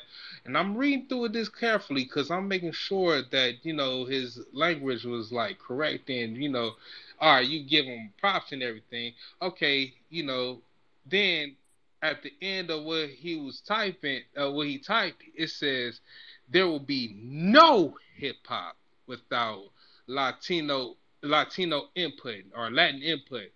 Then that what made me have to respond to that, because I can see it's one thing, you giving up for a certain demographic of people, because hip hop, us as black people, we always want, other people to be liking us from the past and everything. So we didn't mind, other people coming in and, have their own little styles and their own little inputs. But then when you say there will be no hip hop without the Latin input, then you disregarding all the things that was happening before this movement that's called hip hop, like with the pig meat Markhams and the Jubileers and, taking it back to like slavery days, people was doing the same dances that was like, mimicking what we would call breaking or, doing like those syncopated rhymes, that mimic early forms of hip hop, and I'm like, hold on, there would none of these like hip hop people like I even like sent him like I sent this page like proof like people like from Grandmaster Caz that when he was on Vlad talking about there was no Latinos in the beginning, like I was just sending him stuff and he didn't have a response. So I noticed this this narrative like, okay, Latins was there since the very beginning. They always been like pushing that. It's been certain forces like pushing that. And yeah, that's all I have to say from that, because I'm very, very glad that y'all have holding these spaces. People like you, Beatzilla, or Dwan B. When they talk about the music and where things come from. When you be able to break down to an exact science on certain elements of hip hop and where that exactly come from. Then you leaving a paper trail, for us to follow. Like, okay, this is what we could refer to when we need to prove our point, and they have nothing to prove their point on. So yeah, I'm gonna just leave that right there, and yeah, I'm gonna enjoy the rest of the conversation. Thank you. Shout out to you, my brother. Thank you, brother. That man, thank you for your contribution, brother.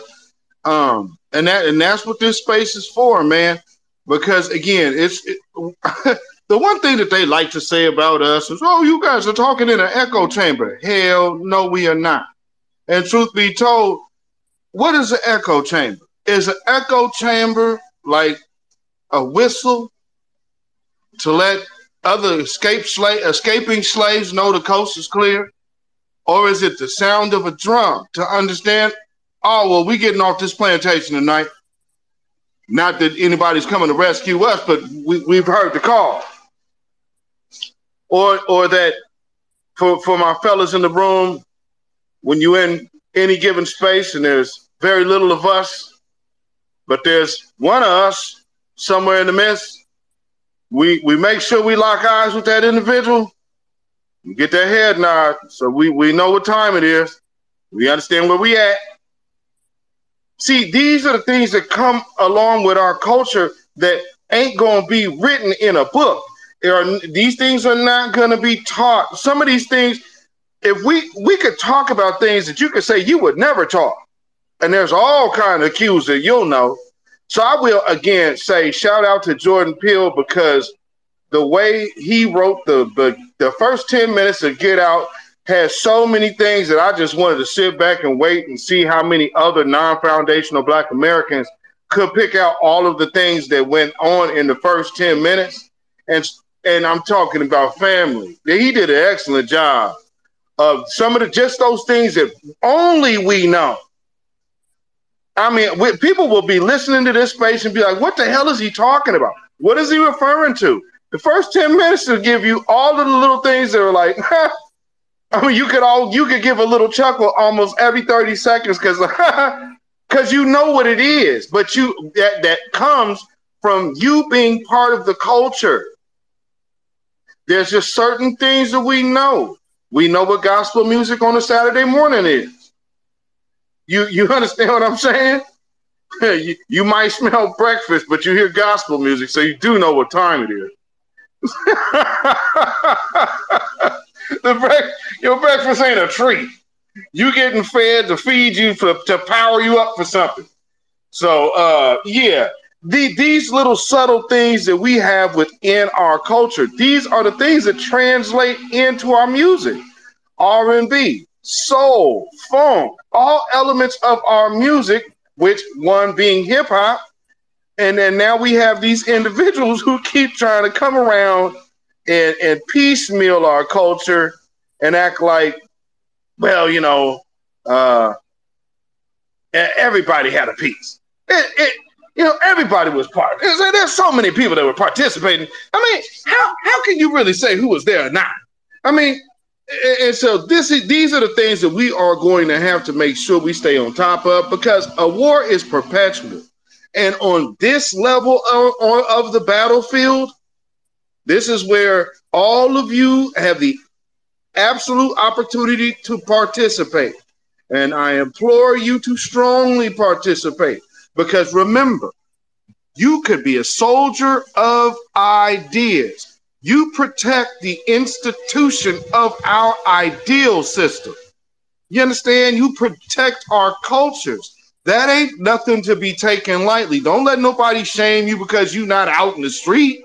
There's a battle everywhere. So everywhere you fight, you don't turn no fight down, turn down no fades. If they want it on an intellectual, you give it to them there. You give them a brain beatdown. But take these people to school about our culture. Don't let nobody tell you who you are. You tell them, and that's just simply that. Because you're a foundational Black American. And you said so. Brother Eastsidaz, then John Horse. Go ahead, brother. Oh man, I say time and time again when we do these spaces, that we are in a war of attrition. Who can outlast the other? This is a test of our wills. This is at a point where we have to make this stand and we have to keep on going, because they're not gonna stop. And that brings me to the point that I've been simmering on, while everybody was talking, is that what these people don't understand, and I'm talking about the tether class, is that we're facing war on multiple fronts. We got to deal with the chicanery here in our community, as well as, in terms of the bootlick class of our people and the dusty class. We got to deal with that. Now we got to deal with the tethers, along with white supremacy, the overarching nemesis that we dealing with on a regular basis. See, we fighting wars on multiple fronts. And this is something that is going to take time to sort out. While they thinking that, oh, well, you guys are at the bottom. Well, you right here with us. You just don't seem to know it. Dr. Claude Anderson teaches us about meritorious manumission and how that works. That's also a part of warfare. How can let's say the powers that shouldn't be, as our sister Vicky Diller calls it, pit two people against each other. If you can keep them fighting over crumbs, they'll never go for the whole pie, which is power. Now, to my next point, we talked about how you mentioned everybody that want to be thugs. That's not part of the Black community, the FBA community. You get, people don't know about the Cameron Terrell story, the white boy who was the rolling 90s Crips out there in Cali until he got jammed up, on a murder charge. But guess what? He got away. The other brothers that was with him didn't.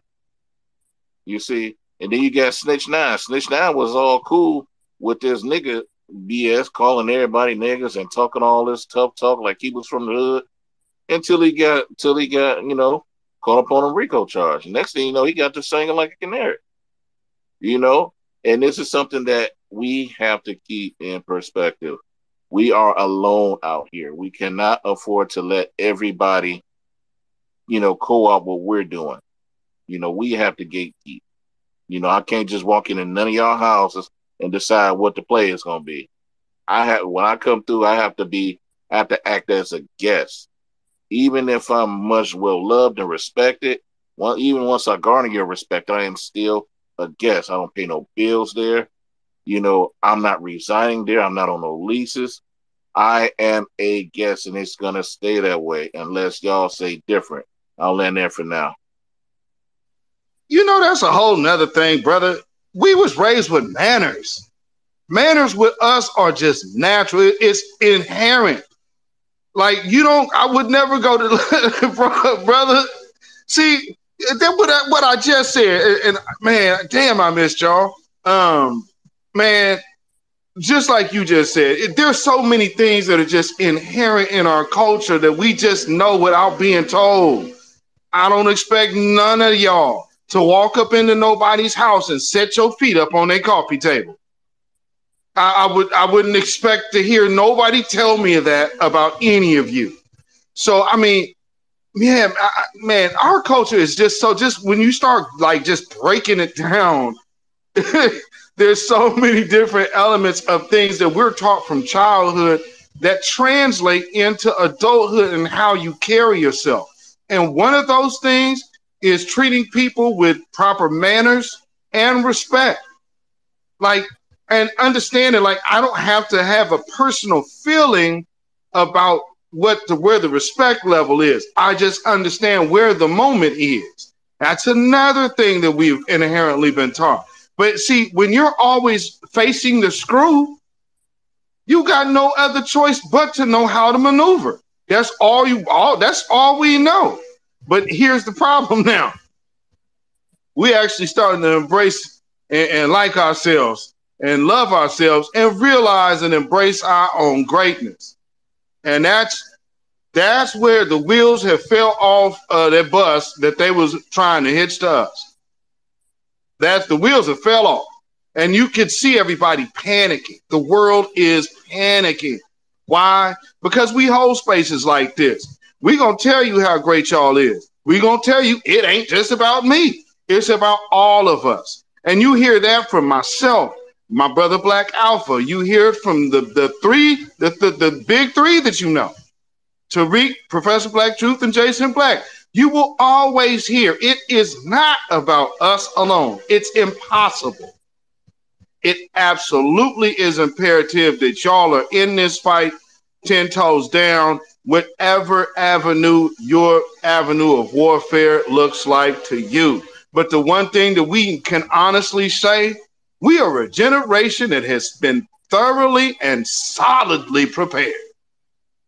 So embrace that and shout out to y'all families for bringing y'all up the right way. You understand what I'm saying? Shout out to your mamas, your pappies, your grandmamas, aunties, and uncles. Shout out to the cousins and all the other folks in your community that was making sure your ass didn't end up toe up. So, man, because and same for me. So shout out to everybody. Sister Maryam, do you want to chime in? And then we'll go to John Horse and then to Wilkins. Go ahead, sis. Indeed, I do, brother. I love it. You know, I miss our family when we have these spaces.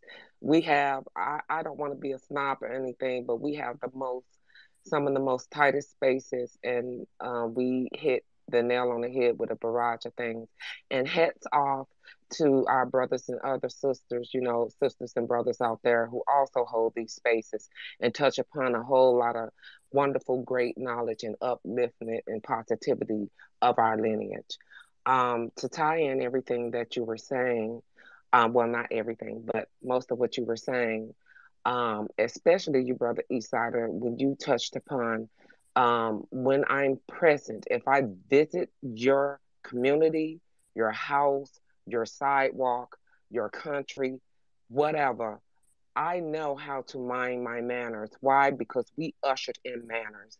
We couldn't wow out. We couldn't just do no any and everything. We had to move with the utmost restriction, respect, and if you will, just courage to be in the space of our white supremacists, because we can look at to the side wrong, and if they felt like it, I'm white and I say so. Here's my face. Here's this skillet. Here's this blade. Here's this whip. So we ushered in the utmost manners. Etiquette classes are based off of our mothers and fathers, our ancestors, our great grandmothers and great great grandmothers and big mamas and things of that nature. They taught them how to be ladies, how to tend and sew and cook and to raise a baby and to be everything else, and to also not stir the pot, but know your place and to move in silence with great force. We did that. You know what I'm saying? So we know how to move accordingly. We never are disrespectful to other cultures. We never overstep into other cultures. We never step on anyone's damn toes. Why? Because number one, we have too much pride and respect for ourselves. We have too much dignity for ourselves. We know who the hell we are. So we look at other people as human beings first and foremost. So we treat them as such, not coming in with our damn noses up. We the flies goddamn people on this planet. We the shish na'in. We built every damn thing. We have thousands upon thousands of patents, okay, that are not recorded, that has been stolen and put forth for somebody else's money and prosperity. We have always been the moral compass of the freaking world. I don't care what nobody say. Yes, other people have their standards and other morals and things of that nature, but not to the standard in which we do. We so damn fly, we have to go all over the planet fighting for other people, humanity, okay, their right to exist. You know what I'm saying? So it's like, I dare you. When I feel my pride, I feel my pride, and it's not being prideful. It's just being steeped in the honor of just knowing where this blood flow comes from, of great, great people. So therefore, you damn right, my crown is erect on my head. And so to enter into other spaces around other people, and then they look at you as if you're less than a second-class citizen, it's just so disrespectful, downright ludicrous, insane to look at us with willful intent and hate and vitriol and jealousy. It's just ridiculous when we have our arms open and love and took care of every damn body. And then you want to get mad when we want time for ourselves, when we want to heal and close the ranks and the circles for ourselves. I dare you. Everybody has the preservation to live, to survive, the right to those things: freedom, pursuit of happiness, and liberty and justice, and all those things the Constitution is supposed to be. But we are the living embodiment of it. Okay, we're the only ones who hold it to that standard and push that standard and create standards for it, not just for ourselves and our own lineage, but for all of humanity. That's what's so dope about us. But now everybody have to hold their own breath and hold their own nuts, pretty much. You know, I say click in the other word, but yeah, you have to hold that. Now I'll take my seat and I'll fold it. Thank you. Shout out to you, my sister Maryam, and always let me and take this moment to give you your flowers too, because you always step in when either Alpha can't make it or myself can't make it. You are always there to step in and lend your hand, your helping hand, and lend your hot fiery spirit. And I appreciate you for that, and thank you so much for doing what you do. With that being said, also it's been a pleasure to hear my brother Eastsida's voice again, and my brother John Horse. And we are coming to Wilkins after my brother John Horse. Brother John Horse, it's on you, brother. Yeah. I just wanted to also say too, man, this is like a perfect time for anybody who hasn't read Dr. Neely Fuller's book to really, really study him and understand, the concepts that he gives about having a code and understanding the areas of human activity that the white supremacists are at war with us in. So, understand that the white supremacists have been waging war with us in all areas of human activity for 500 years. So what Neely Fuller talks about, he specifically states that we need to wage a counter war in all areas of human activity. So where the white supremacists throw a jab, you need to throw a cross. So understand, look at it like, like boxing, like martial arts. So when he throw a jab, you throw a cross, you slip, you duck, you do things like that to go against them. Same thing with hip hop. They tried to weaponize hip hop against, our creation against us, which they have. Now we can also weaponize it against them. Same thing with the education. They weaponize the education against us. We can weaponize it against them. See, the thing is, the white supremacists aren't used to us, you know, and technically, as of right now, within the last 3 years, we've actually been doing that. That's why they're in such a frenzy, because they didn't expect 2020 to happen. They saw that, you know, black people are still willing to take to the streets. They see that was hella crazy. And then now they see that we're not voting. We're checking out of the voting process. That's an act of war. That's a counter war, because they want us to vote. They understand that, hell, if black Americans are, you know, influential with this hip hop thing, and they got people all over the world dressing like them, hell, and right now they talking about not voting. Sooner or later, these other people across the world looking at their circumstances, they're going to check out of the voting process too. So that's the thing that they're looking at. Like, if they're basically saying that we're not getting anything out of the government, why should we vote? Sooner or later, you got other white folks even sitting there thinking about the same thing. Why am I voting? I'm not getting anything out of this government. They sending money to the Ukraine, so I might as well just sit. They're not doing anything for me. Giving money to non-citizens, they're doing anything for me. So they, you know, understand that it's all about a counter war that we wage. So in all areas of human activity, you know, go online and look up what the areas of human activity are. Write them down. For everybody in this room needs to write all of those things down. Then when you go home, you write how the white supremacists go to war with you in each of those areas. Then you write a counter action on how to counter everything that they're doing to you. In every aspect of human activity, that's what it is that we do. You know what I'm saying? So right now with this hip hop thing, first thing that we do is we always speak the truth, because they thrive on lies. They have to lie. Because the system of white supremacy, you know what I'm saying, it's a house of cards. So they have to lie. So that's one of the things that, you know, I just kind of want to state. Just understand that we're in a war, so we got to wage a counter war against these people. Or I shouldn't even call them people, because they're not people. And I'll just land. Shout out to you, my brother. And I couldn't said it any better, my brother. And this, I hope y'all are understanding the message that we are showing you. Everything that we done described to you is the making and the reality of war. So no, it hasn't. It's not a bunch of police or race soldiers kicking in your door right now. No, that's not what it is. However, what they say, Rome didn't topple in a day. Mount Vesuvius did, though. But Pompeii went a day. But understand these different elements, but it's all elements that need to play out. All we have to do is do our part.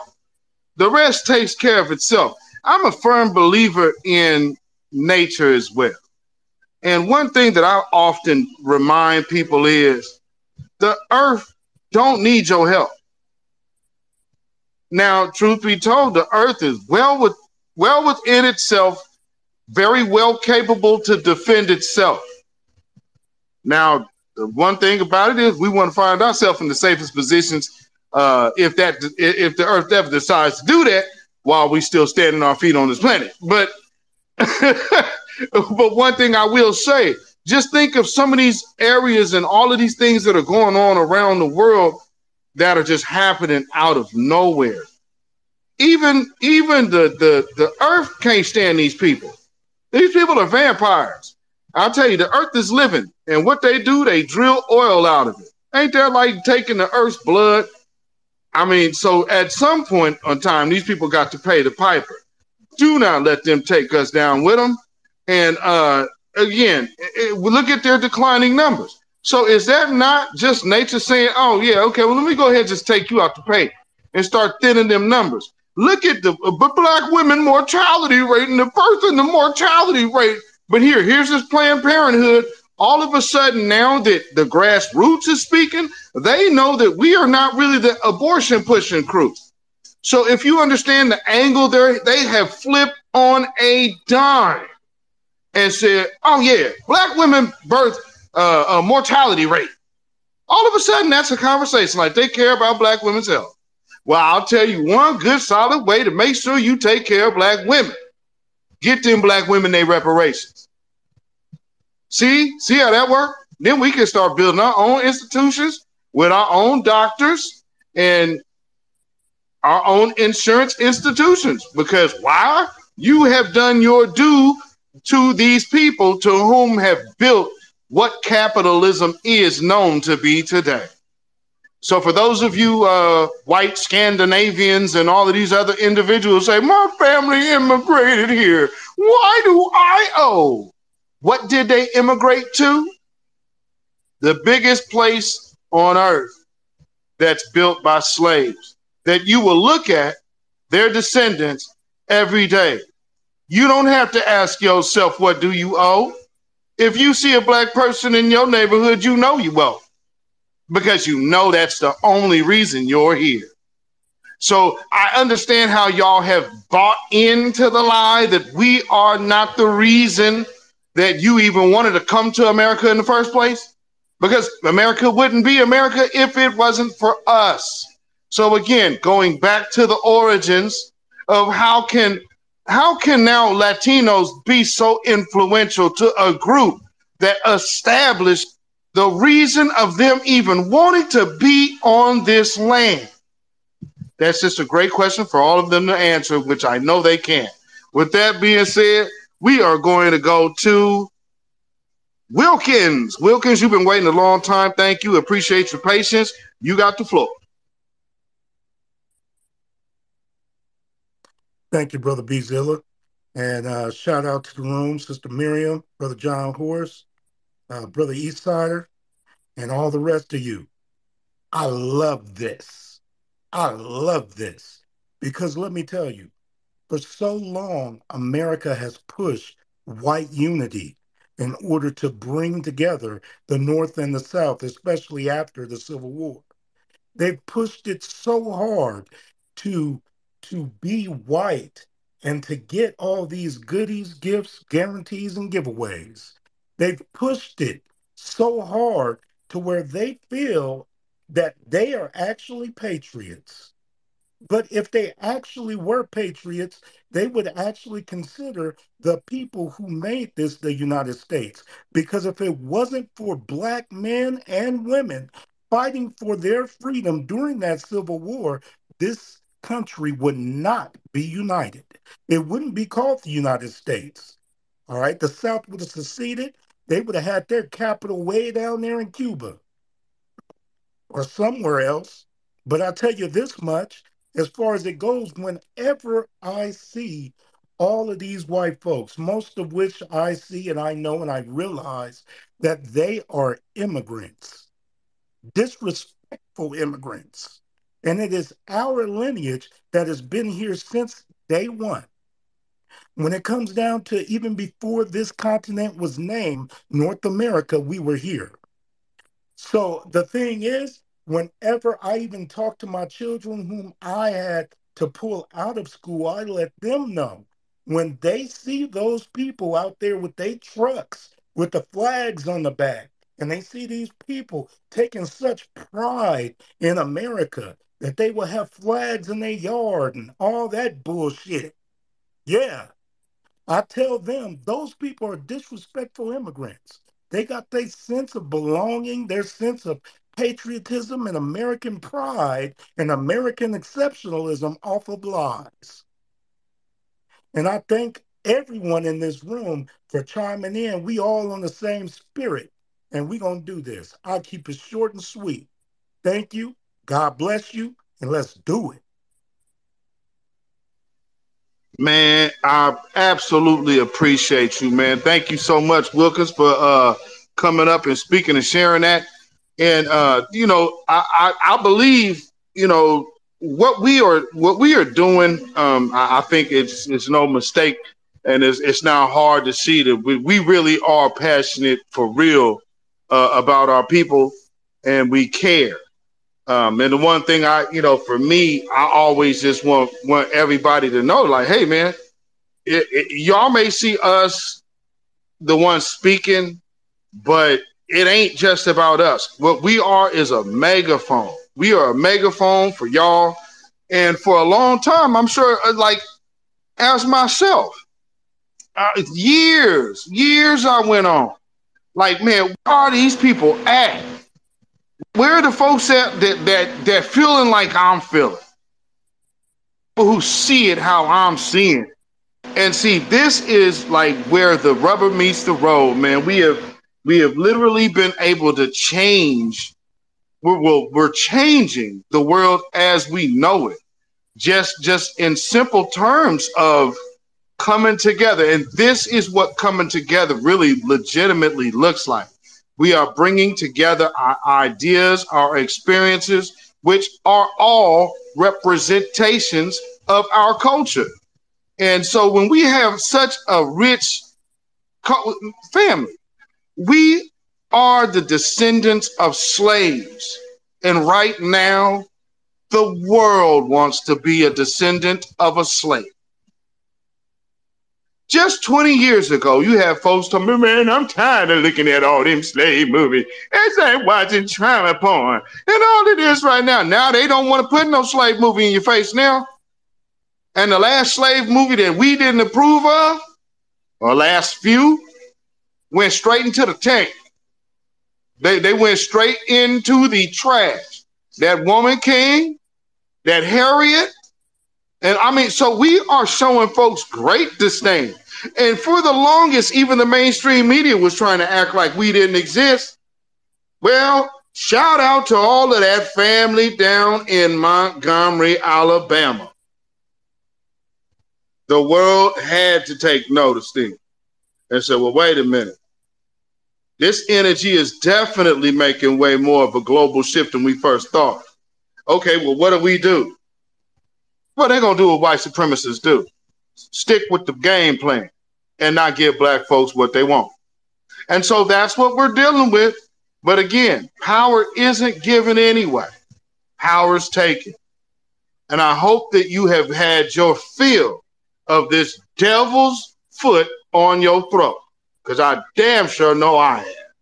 Now, with that being said, we got to take it all the way to the motherland, because we have one of our foundational black Americans over there who's moving and shaking and have to go from coast to coast to go to handle business and getting that worldwide experience. So none other than our brother Mike Cal, coming straight from the motherland. Brother, how are you doing? I am living the dream and winning, great and mighty one. Yes, we are 100 souls down here in the source continent. And, we're certainly here handling FBA business. And thank you, great and mighty ones of the great ones, for the opportunity to speak. Dear brother, I had placed something in your DM regarding what we deem as a problem, the co-option or the plagiarism of the culture. Look, everything has a source. Everything has a beginning. And our problems in the U.S. is rooted not on the U.S. soil, but here in Africa. You understand?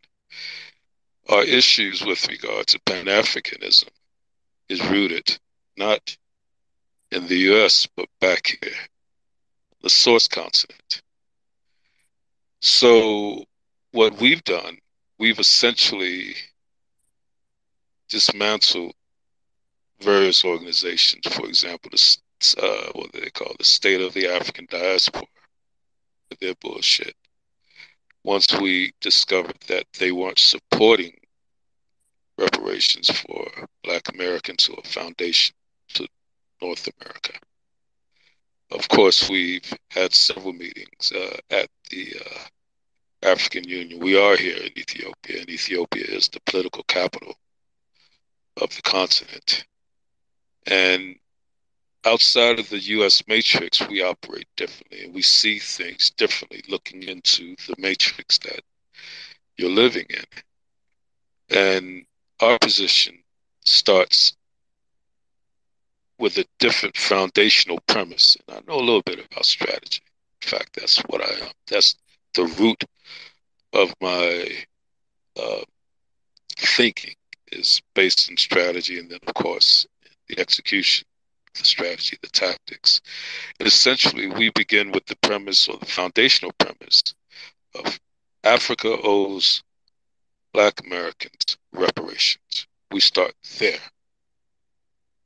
We start on the offense. We don't start from a defensive position. We put them on the offense.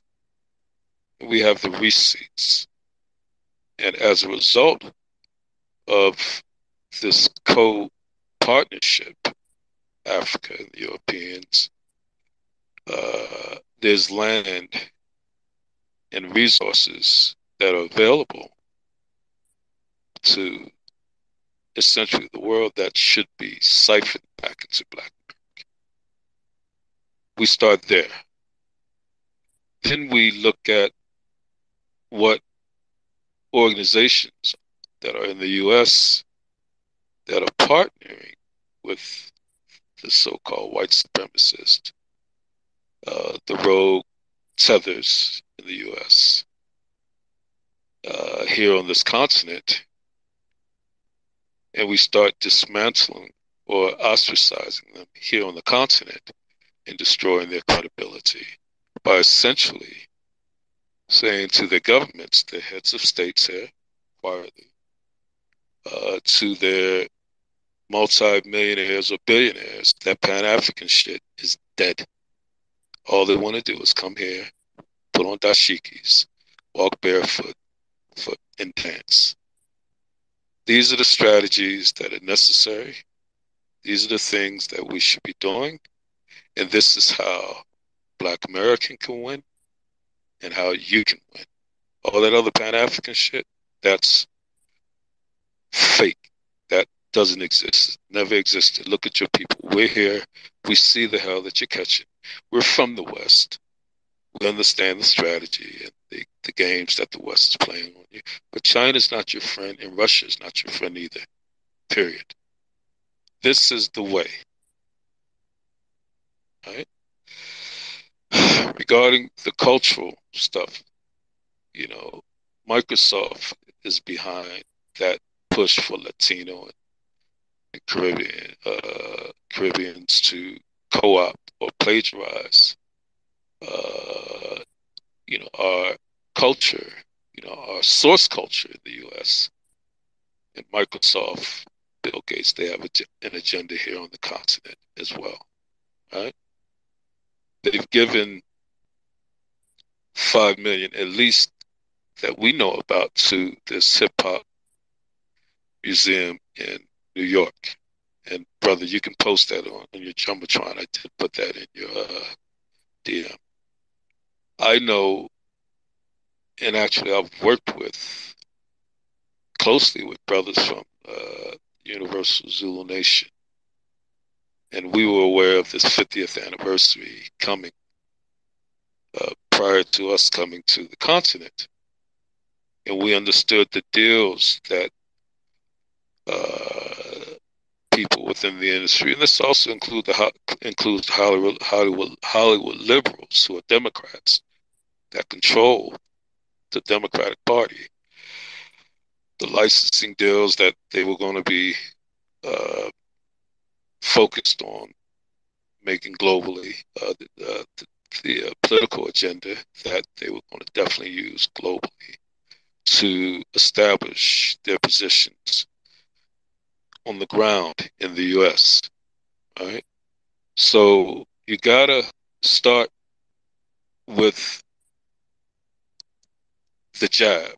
You gotta put that jab in their face and play offense, and begin with the narrative: Africa owes us reparation.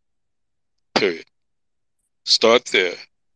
All right, and essentially what that would do is ostracize the Africans, right? And put them in a position to defend themselves. We're defending ourselves. We are reacting. We're not, we're not setting them up. We're not, positioning them for defeat. If we're just responding to their attacks. Once you attack them there, what's going to happen is the white nationalists that are in the U.S. that are saying, well, you know, the Africans sold you into slavery. They're going to signal boost your message. This is discussions that Brother Tariq and I, we have. All right? You hit them with that. You owe us. And the white nationalists going, yeah, that's right. They owe. Right?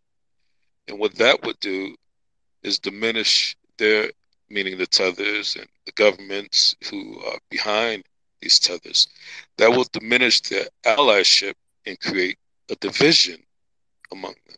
That way you can ostracize the tethers who are in the U.S. and, of course, the narc and cobras and so on and so forth that are trying to include them in our reparations plight. And they will be looked at as the enemy. Well, why are you supporting these slave sellers, right? But you have to really push that and use that as your foundational premise to disconnect them from this continent and to get those on a continent to say, yeah, we did sell them into slavery and yeah, we owe them, right? As opposed to, yeah, we should be a part of their reparations claim, or yeah, our Africanness influenced their hip hop, and these Afro Latinos who are tracing their roots back to Africa and justifying their, you know, their experience in the U.S. by saying, well, yeah, we've been pulled over, and yeah, we've been hurt and harmed. You know, you have to dismantle their base, their root, and that's here. You see, once you take that away, they don't have anything to stand on.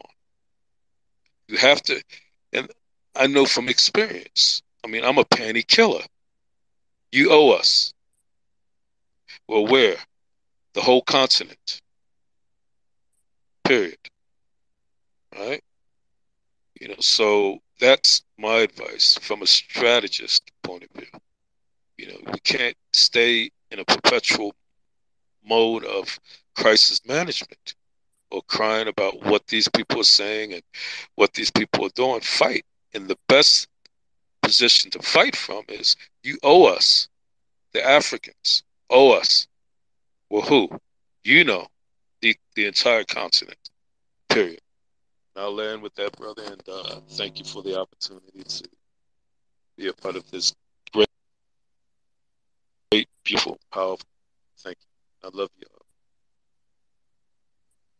Salute to you, my brother. I appreciate you, man. And man, always appreciate your contribution to these spaces. You always share a good word, and you also share good information. And I put what he was referring to about Microsoft in the Jumbotron. So if you guys can look up there in the Jumbotron, you will see that, yeah, Microsoft gave that hip hop museum $5 million back in 2022. Now, I guess I shouldn't be so shocked. I shouldn't be so surprised that, oh, and behold, here goes Bill Gates again. All right. So I guess some habits just die hard. No. One of the most racist folks I know. So, yeah, I don't know what happened with Kid Gravity. Did he not mean to get up here? But yeah. He's up here. Okay, he is. Okay. I'm not sure what, what Bill Gates, well, I do know what interest Bill Gates has. This is the furtherance of his auntie and his father, which would be Margaret Sanger and his father, William Gates Sr. And all of the eugenics, Planned Parenthood ideals that they have been trying to put on black folks all of these years. And all he is doing is furthering the agenda. So if you always want to know how the hell would a game dude or a computer dude be anywhere near medicine? Well, it's a reason, because he is furthering his family's and the system's agenda, because he basically is the son of a eugenicist. So yeah, he's blood tied to Margaret Sanger and of course his own father. So if y'all don't really understand who the hell this devil is, Bill Gates is like, he's a pawn, but he's an evil, damn, anti-black, wicked bastard.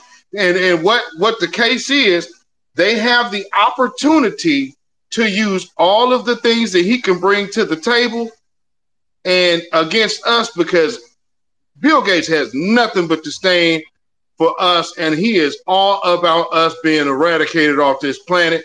So that's just what Bill Gates is. I hope you would be like my family and boycott Xbox, but up to you and all how y'all get down on your gaming. I'm not gonna shame you, but nonetheless, moving on, we're gonna get to Eastsidaz, Blank Mind, and our brother Kid Gravity. Go ahead, Eastsidaz, you got it.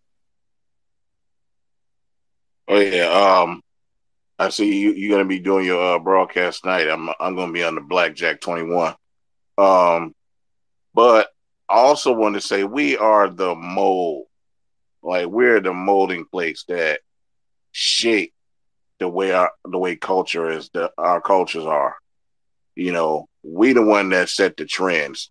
You know, everybody follow us, and they do it because we do it with such, you know, I don't know if you want to call it style, or, you know, I don't want to use the word pizzazz, anything like that. But you know who we are. You know how we get down. You know, I want to break it down old school with the whole flavor thing. But you know, we got that oomph into who we are. You know, good or bad, you know, we are who we are. The thing is, we have to be able to accept who we are and quit letting other people define us. And we got to quit letting people shame us into trying to conform to their way of life, or to they mediocrity, because we stand out amongst, you know, we're titans. Okay, if that's not the case, why does this country, let alone the world, spend so much money and resources to keep us underfoot? Why do they have to go through so much to keep us in the same perpetual state of oppression day in and day out? If we were so insignificant, if we were the lowest of the lowest that they say we are, then how come they go through great length to sabotage us? It's because we are, you know, I don't want to say we're gods, but we're made in his image, and we were the first people here. Even Malcolm X said we didn't land on Plymouth Rock. Plymouth Rock landed on us, you know, in the movie. Why do you think that is? Could it possibly be that we did not come from Africa? We were already here. Check the Jumbotron up top. Dude shitting in a dude's mouth up top, man. Get that out of here. Dude shitting in a dude's mouth That's up top. Dude. That's Snowfall, dude. Shit. I can't even see the Jumbotron. Yeah, it is. It's disgusting. A whole person shitting in another, in their mouth. We gotta block whoever. We gotta block that person. That's his lineage right there. What's so crazy? Yeah, get that block. Let me get this Snowfall, dude. Yeah, and you know what's so crazy about that? That's their lineage, brother. That show is. Yep. And now he's all the way blocked. So let me go ahead and just get that out of here. Y'all go ahead while I'm cleaning out my damn Jumbotron. Because I was like, why is my Jumbotron like spamming? But now I see. See it. That's about 20 of them he don't put up in there, dirty dog. Oh, weirdo bastard. But see, you know what? That lets you know we hitting on it. And that, like you said, that's their culture. And they have nothing better else to do than to come over here and do that. And you know, show how their mama raised them. Cause this is how that's how their mama get down. A female dog. Mm-hmm. Exactly what it is. Okay. Good grief. And then let me also be clear, Twitter. How Twitter, you're really actually trying to freeze my space from deleting all of this mess. I don't understand why that's happening, Twitter. But I mean, it's really amazing, Twitter, that I'm having a hell of a time trying to get all of this crazy porn out off your site. I mean, I couldn't even like bring this up. It went off of my screen, and then I was trying to just like so I could even see the room. I couldn't even see the room for a minute. So how is it that Twitter is allowing people, and I'm hitting the X button to like get this shit out of here, and it's just not doing it. I don't know what's going on here. Is it something I could do to just block all of them? Let me see. What can I do? Let me block this dude too. Block that. And maybe that'll take it out of there. Oh, weird ass. But again, that's the type of folks we got in our neighborhood, and the type of people that some of these tethers want to come over here and align themselves with. That's why they get into that slave play. Ooh, you know what I'm saying? They come over here, they want to join up with them, and go caca to kiki and unique guys this. Yeah, okay. Once y'all get your wake up call, guess who y'all gonna be coming running back to? I'll learn that. Big facts. Blank mind, you got to go ahead. All right. Thank you, host. Thank you, co-host to the room. I'm glad you guys touched on what I touched on last night. I hear you guys touching on it tonight. We don't realize the setup that's happening, or we do, but not all of us. This is a democratic move. That's who's fucking us. Why? We always been a bottom bitch. The bottom bitch is always the one to do what you need them to do and be on point with stuff. We jump ship. That's a very big issue, because what has happened is that when Black American move, everybody else moves. When we start speaking on stuff, they start speaking on stuff and seeing stuff in their community and fronting out the Democrats. Now you see illegals talking bad to the Democrats. You didn't see that at once upon a time. Now you see everybody going in and doing what they want to do and actually having a mind to think for themselves and question stuff and ask for stuff. I put in last night about Chuck Schumer. Okay. He is a big problem. He has always been a big problem. We know that he don't like us. He's another one that said that I guess he's the House majority for the Democratic Party. So he's above, he's basically, what is that man's name? Clyburn's boss, right? Him and Nancy Pelosi. These are the same people that did the kneeling with the kente cloth on. Very disrespectful, y'all. And I say this, I'm driving, sorry, so if you guys hear some echoing. Now that we have woken up, they are trying to sabotage us in every way possible, y'all. Everything about us, our history, look at it. Who we are, as far as being descendants of those that was enslaved here, who built this country. Notice, it's supposed to be for everybody now.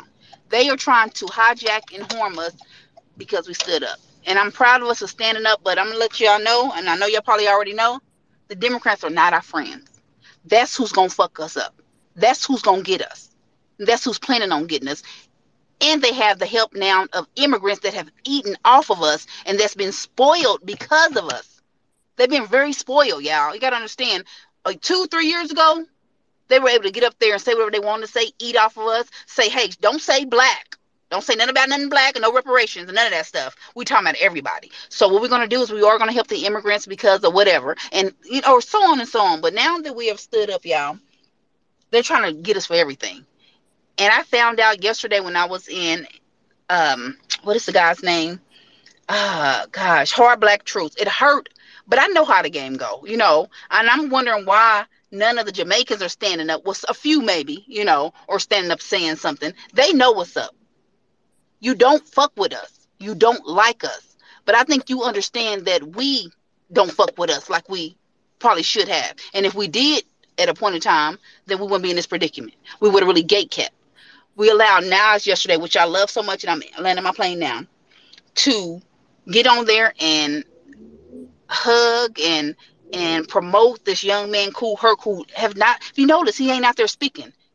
If he really was who he say he was, he will right now be speaking and getting real money off of this out loud. He's getting that shit on the back door and the back end.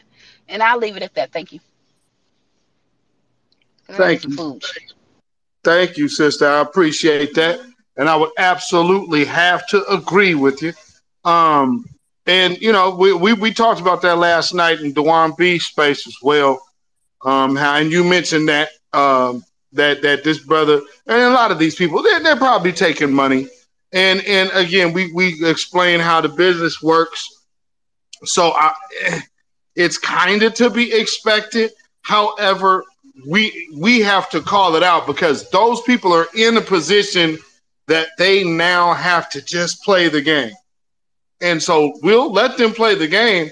That comes with a consequence, but it is what it is. And so we just have to be ready to combat the BS. And unfortunately, for those of y'all who are fans of some of these artists, you like, oh man, they ain't gonna break for nothing. Well, I don't know. We'll only time will tell. But with that being said, we're gonna go to our brother Kid Gravity, and then we're gonna get ready to start wrapping it up here. So Kid, you got it, my brother. So you're saying the Latinos didn't create hip hop? And it wasn't the Jamaicans, correct? Absolutely. That's what I figured. Because it's just funny that my people are trying to take credit for hip hop in arguably the worst era of hip hop ever. And when you look at hip hop today, it's nothing but degeneracy. Why would you want to claim that? It's funny that they love talking about Sexy Red is Caribbean and all these other people are Caribbean, but where are the real lyricists that are Caribbean? And this is me saying it. I don't hear no good bars. I just see viral moments. That's all I see. I didn't know hip hop was viral moments. I didn't know this. Maybe it changed. But maybe you can educate me because you're an older brother. Like, is this, if this is hip hop, then I might as well just listen to 03 stuff all day, right? I would have to say you could definitely run 03. Well, actually 03 isn't ratchet enough. I mean, so this is like if you took like BET Uncut and then took it to the porn store. So this is you can only get this one in the porn store because it's so over the top. That's where we are now with it, brother. It's so sad to say. So I should just go back to listening to Will Smith then.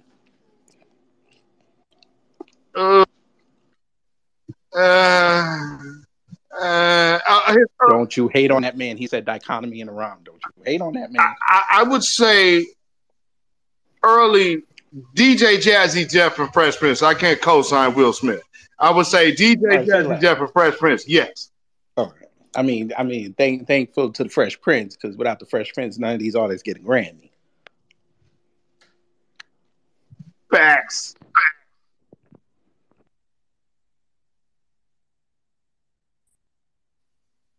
Big facts. Shout out to Jamaica though, because hip hop is your biggest problem right now. Shout out to y'all down there on the island. Fuck everything else that's going on. Hip hop is your biggest accomplishment. All right, shout out to y'all. Nothing left for the youth. Nothing left for them except hip hop. That you have to basically get jumped in like a gang to get into.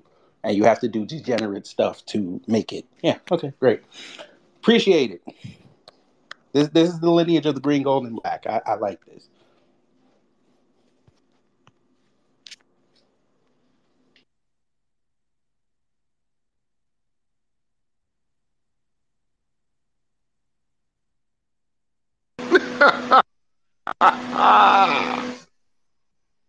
He said the green, gold, and black. Vanguard. This is protected by the green, the gold, and the black with the key and a plantain. Sissy. The same people who back in the late 80s, early 90s were ripping off R&B songs and claiming they said it. Right. Okay. Jamaica produced the greatest rappers on earth. and the greatest Jamaican rapper ever said suspect lyrics, but yeah, let's claim that. Yeah, all right.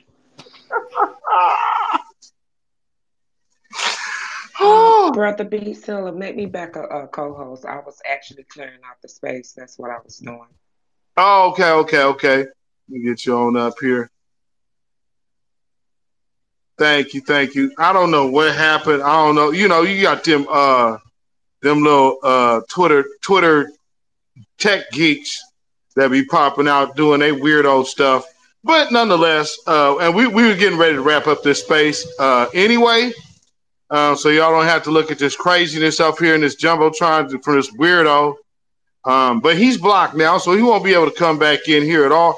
And truth be told, it's people like him that's going to get all of these NFT people preventing them. Like, man, if you got an NFT in your profile, it's going to be real hard for you to get on the stage here in the future, because we already had the NFT tether earlier with the they just sat up there thumbs down and everything. At least that person did not spam the jumbotron. But then we got this other little weirdo NFT dude. I guess they feeling it because the NFT thing didn't take off like they thought it was. It's like, hey man, I come from the realm of finance. I'm telling you that has a limited time, so cash out early. If you hold on to that shit, you're gonna be screwed. But nonetheless, don't take it from me, a banker. But anyway, like I said, we're going to go ahead and make sure that none of you NFT weirdos are on here. So you better go make you a profile with a picture or something. But you're going to come up here and you're going to have to speak. You will not be hitting this stage. And shoot, you got me make sure I can even make this space. So y'all ain't going to be coming over here messing with my time.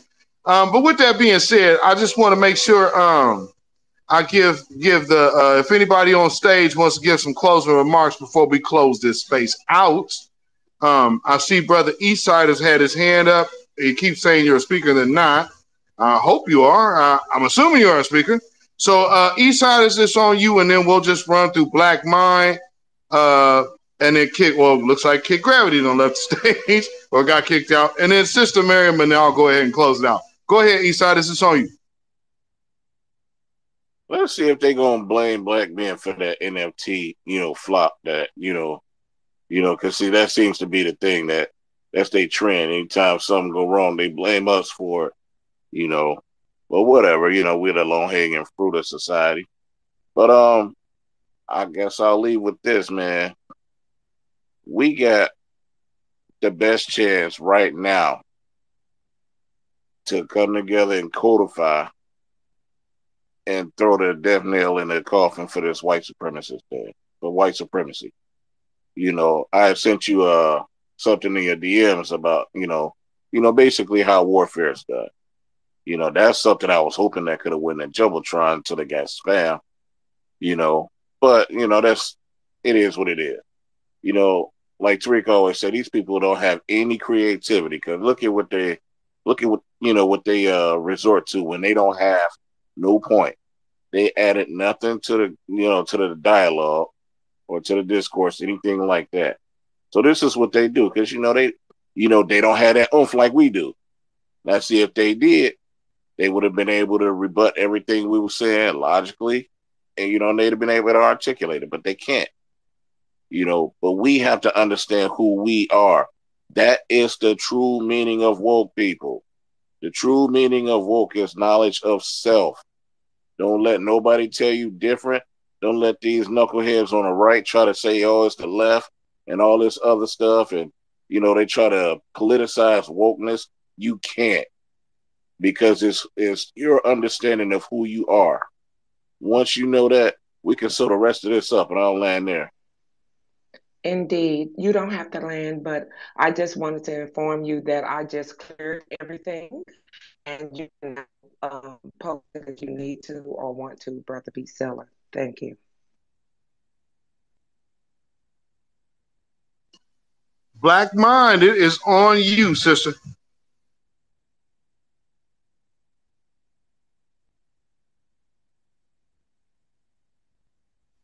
Black Mind, did you want to say any closing words? We're about to close the space out, so if you wanted to, give your last. Oh, okay. Perfect. That's the deal. Thank you. Okay. I just pulled in about to eat. Really quick. Please don't let up off of this hip hop thing. I get so stressed out arguing with these folks. You know, I'm sure you guys got way more pull than I do. um, I had to check a person that was just straight Spanish, right? His ancestors. He said that his ancestors came from, or one of his ancestors was a prince that came from from Spain and married an Aztec woman or some crazy. I don't know what he was, but he started telling me that hip hop and all this stuff started from us um, enslaving Irish men and women. I said, sir, man, look, I just have to walk away. What's going on? You see it in the Smithsonian. You see it in the government. This is why I say federal is where it's at. I know we say state. They're gonna keep us running around like a chicken, which I'm about to eat right now, with their head cut off. They're gonna run us through the fucking ringer. If we don't hit this shit federally, everything federally, and shit trickles down from there. I end on that. Thank you. Bye. Thank you so much, sister. Maryam, you want to go ahead and say your closing words, sister? Indeed, I do. Great space. Even though we had a colored waste of space that tried to um, interject their cave tactics, filthy culture upon us, the bestiality of it all, the inhumanity of it all. You still can't stop this greatness, this beautiful FBA lineage movement. You have nothing to add. You have nothing to gain. You have nothing to rebuttal. So you're just pathetic. And right quick, when Busta Rhymes came to St. Louis to the concert, like I said, it was Tribe Called Quest, um, Cypress Hill, um, Busta Rhymes was a guest like appearance on there. And when he took the stage, they booed, they jeered him, and it took Q-Tip to calm the crowd and say, "Oh, don't do him like that. He's all right. Let him do it." And then only then was he allowed to even speak on the stage. So yeah, bow down. Know that we wasn't even letting you through the gates that easily. So I guess he's begrudging of us. You know, he's jealous and have nothing to offer to start spitting and just plain old lying like a dirty Persian rug. Um, Pushing this filth that anything started from the Caribbean, Haiti, or the African diaspora, they all need to just have 99 seats, including the extra one that I have. The foolery, we will not stand for it. We're going to close our ranks. We're going to gatekeep. We're going to do everything that is necessary to make sure that we move forward. Nothing is going to make us sidestep or get caught off guard or call our attention away from what it is that we know that we're focused on, which is we want our mother effing money, as Dr. Short would say. Cut the check, as Professor Black Truth and Jason Black would say. We need our tangibles and our reparations, as our brother Tariq would say. Give us our tangibles, give us our reparation, as our beautiful goddess sister Vicky Dillard would say. We do not have time for it. We have four more, too many enemies, but we got our eyes on all of you and on everything that you do. As our brother, Black Alpha, one of our black vanguards of the new black media would say, FBA all day, every day, and we can see your bull crap from a mile away. I'll fold my chair. Thank you. Thank you so much, my sister. And thank you, everybody who was able to tap in today.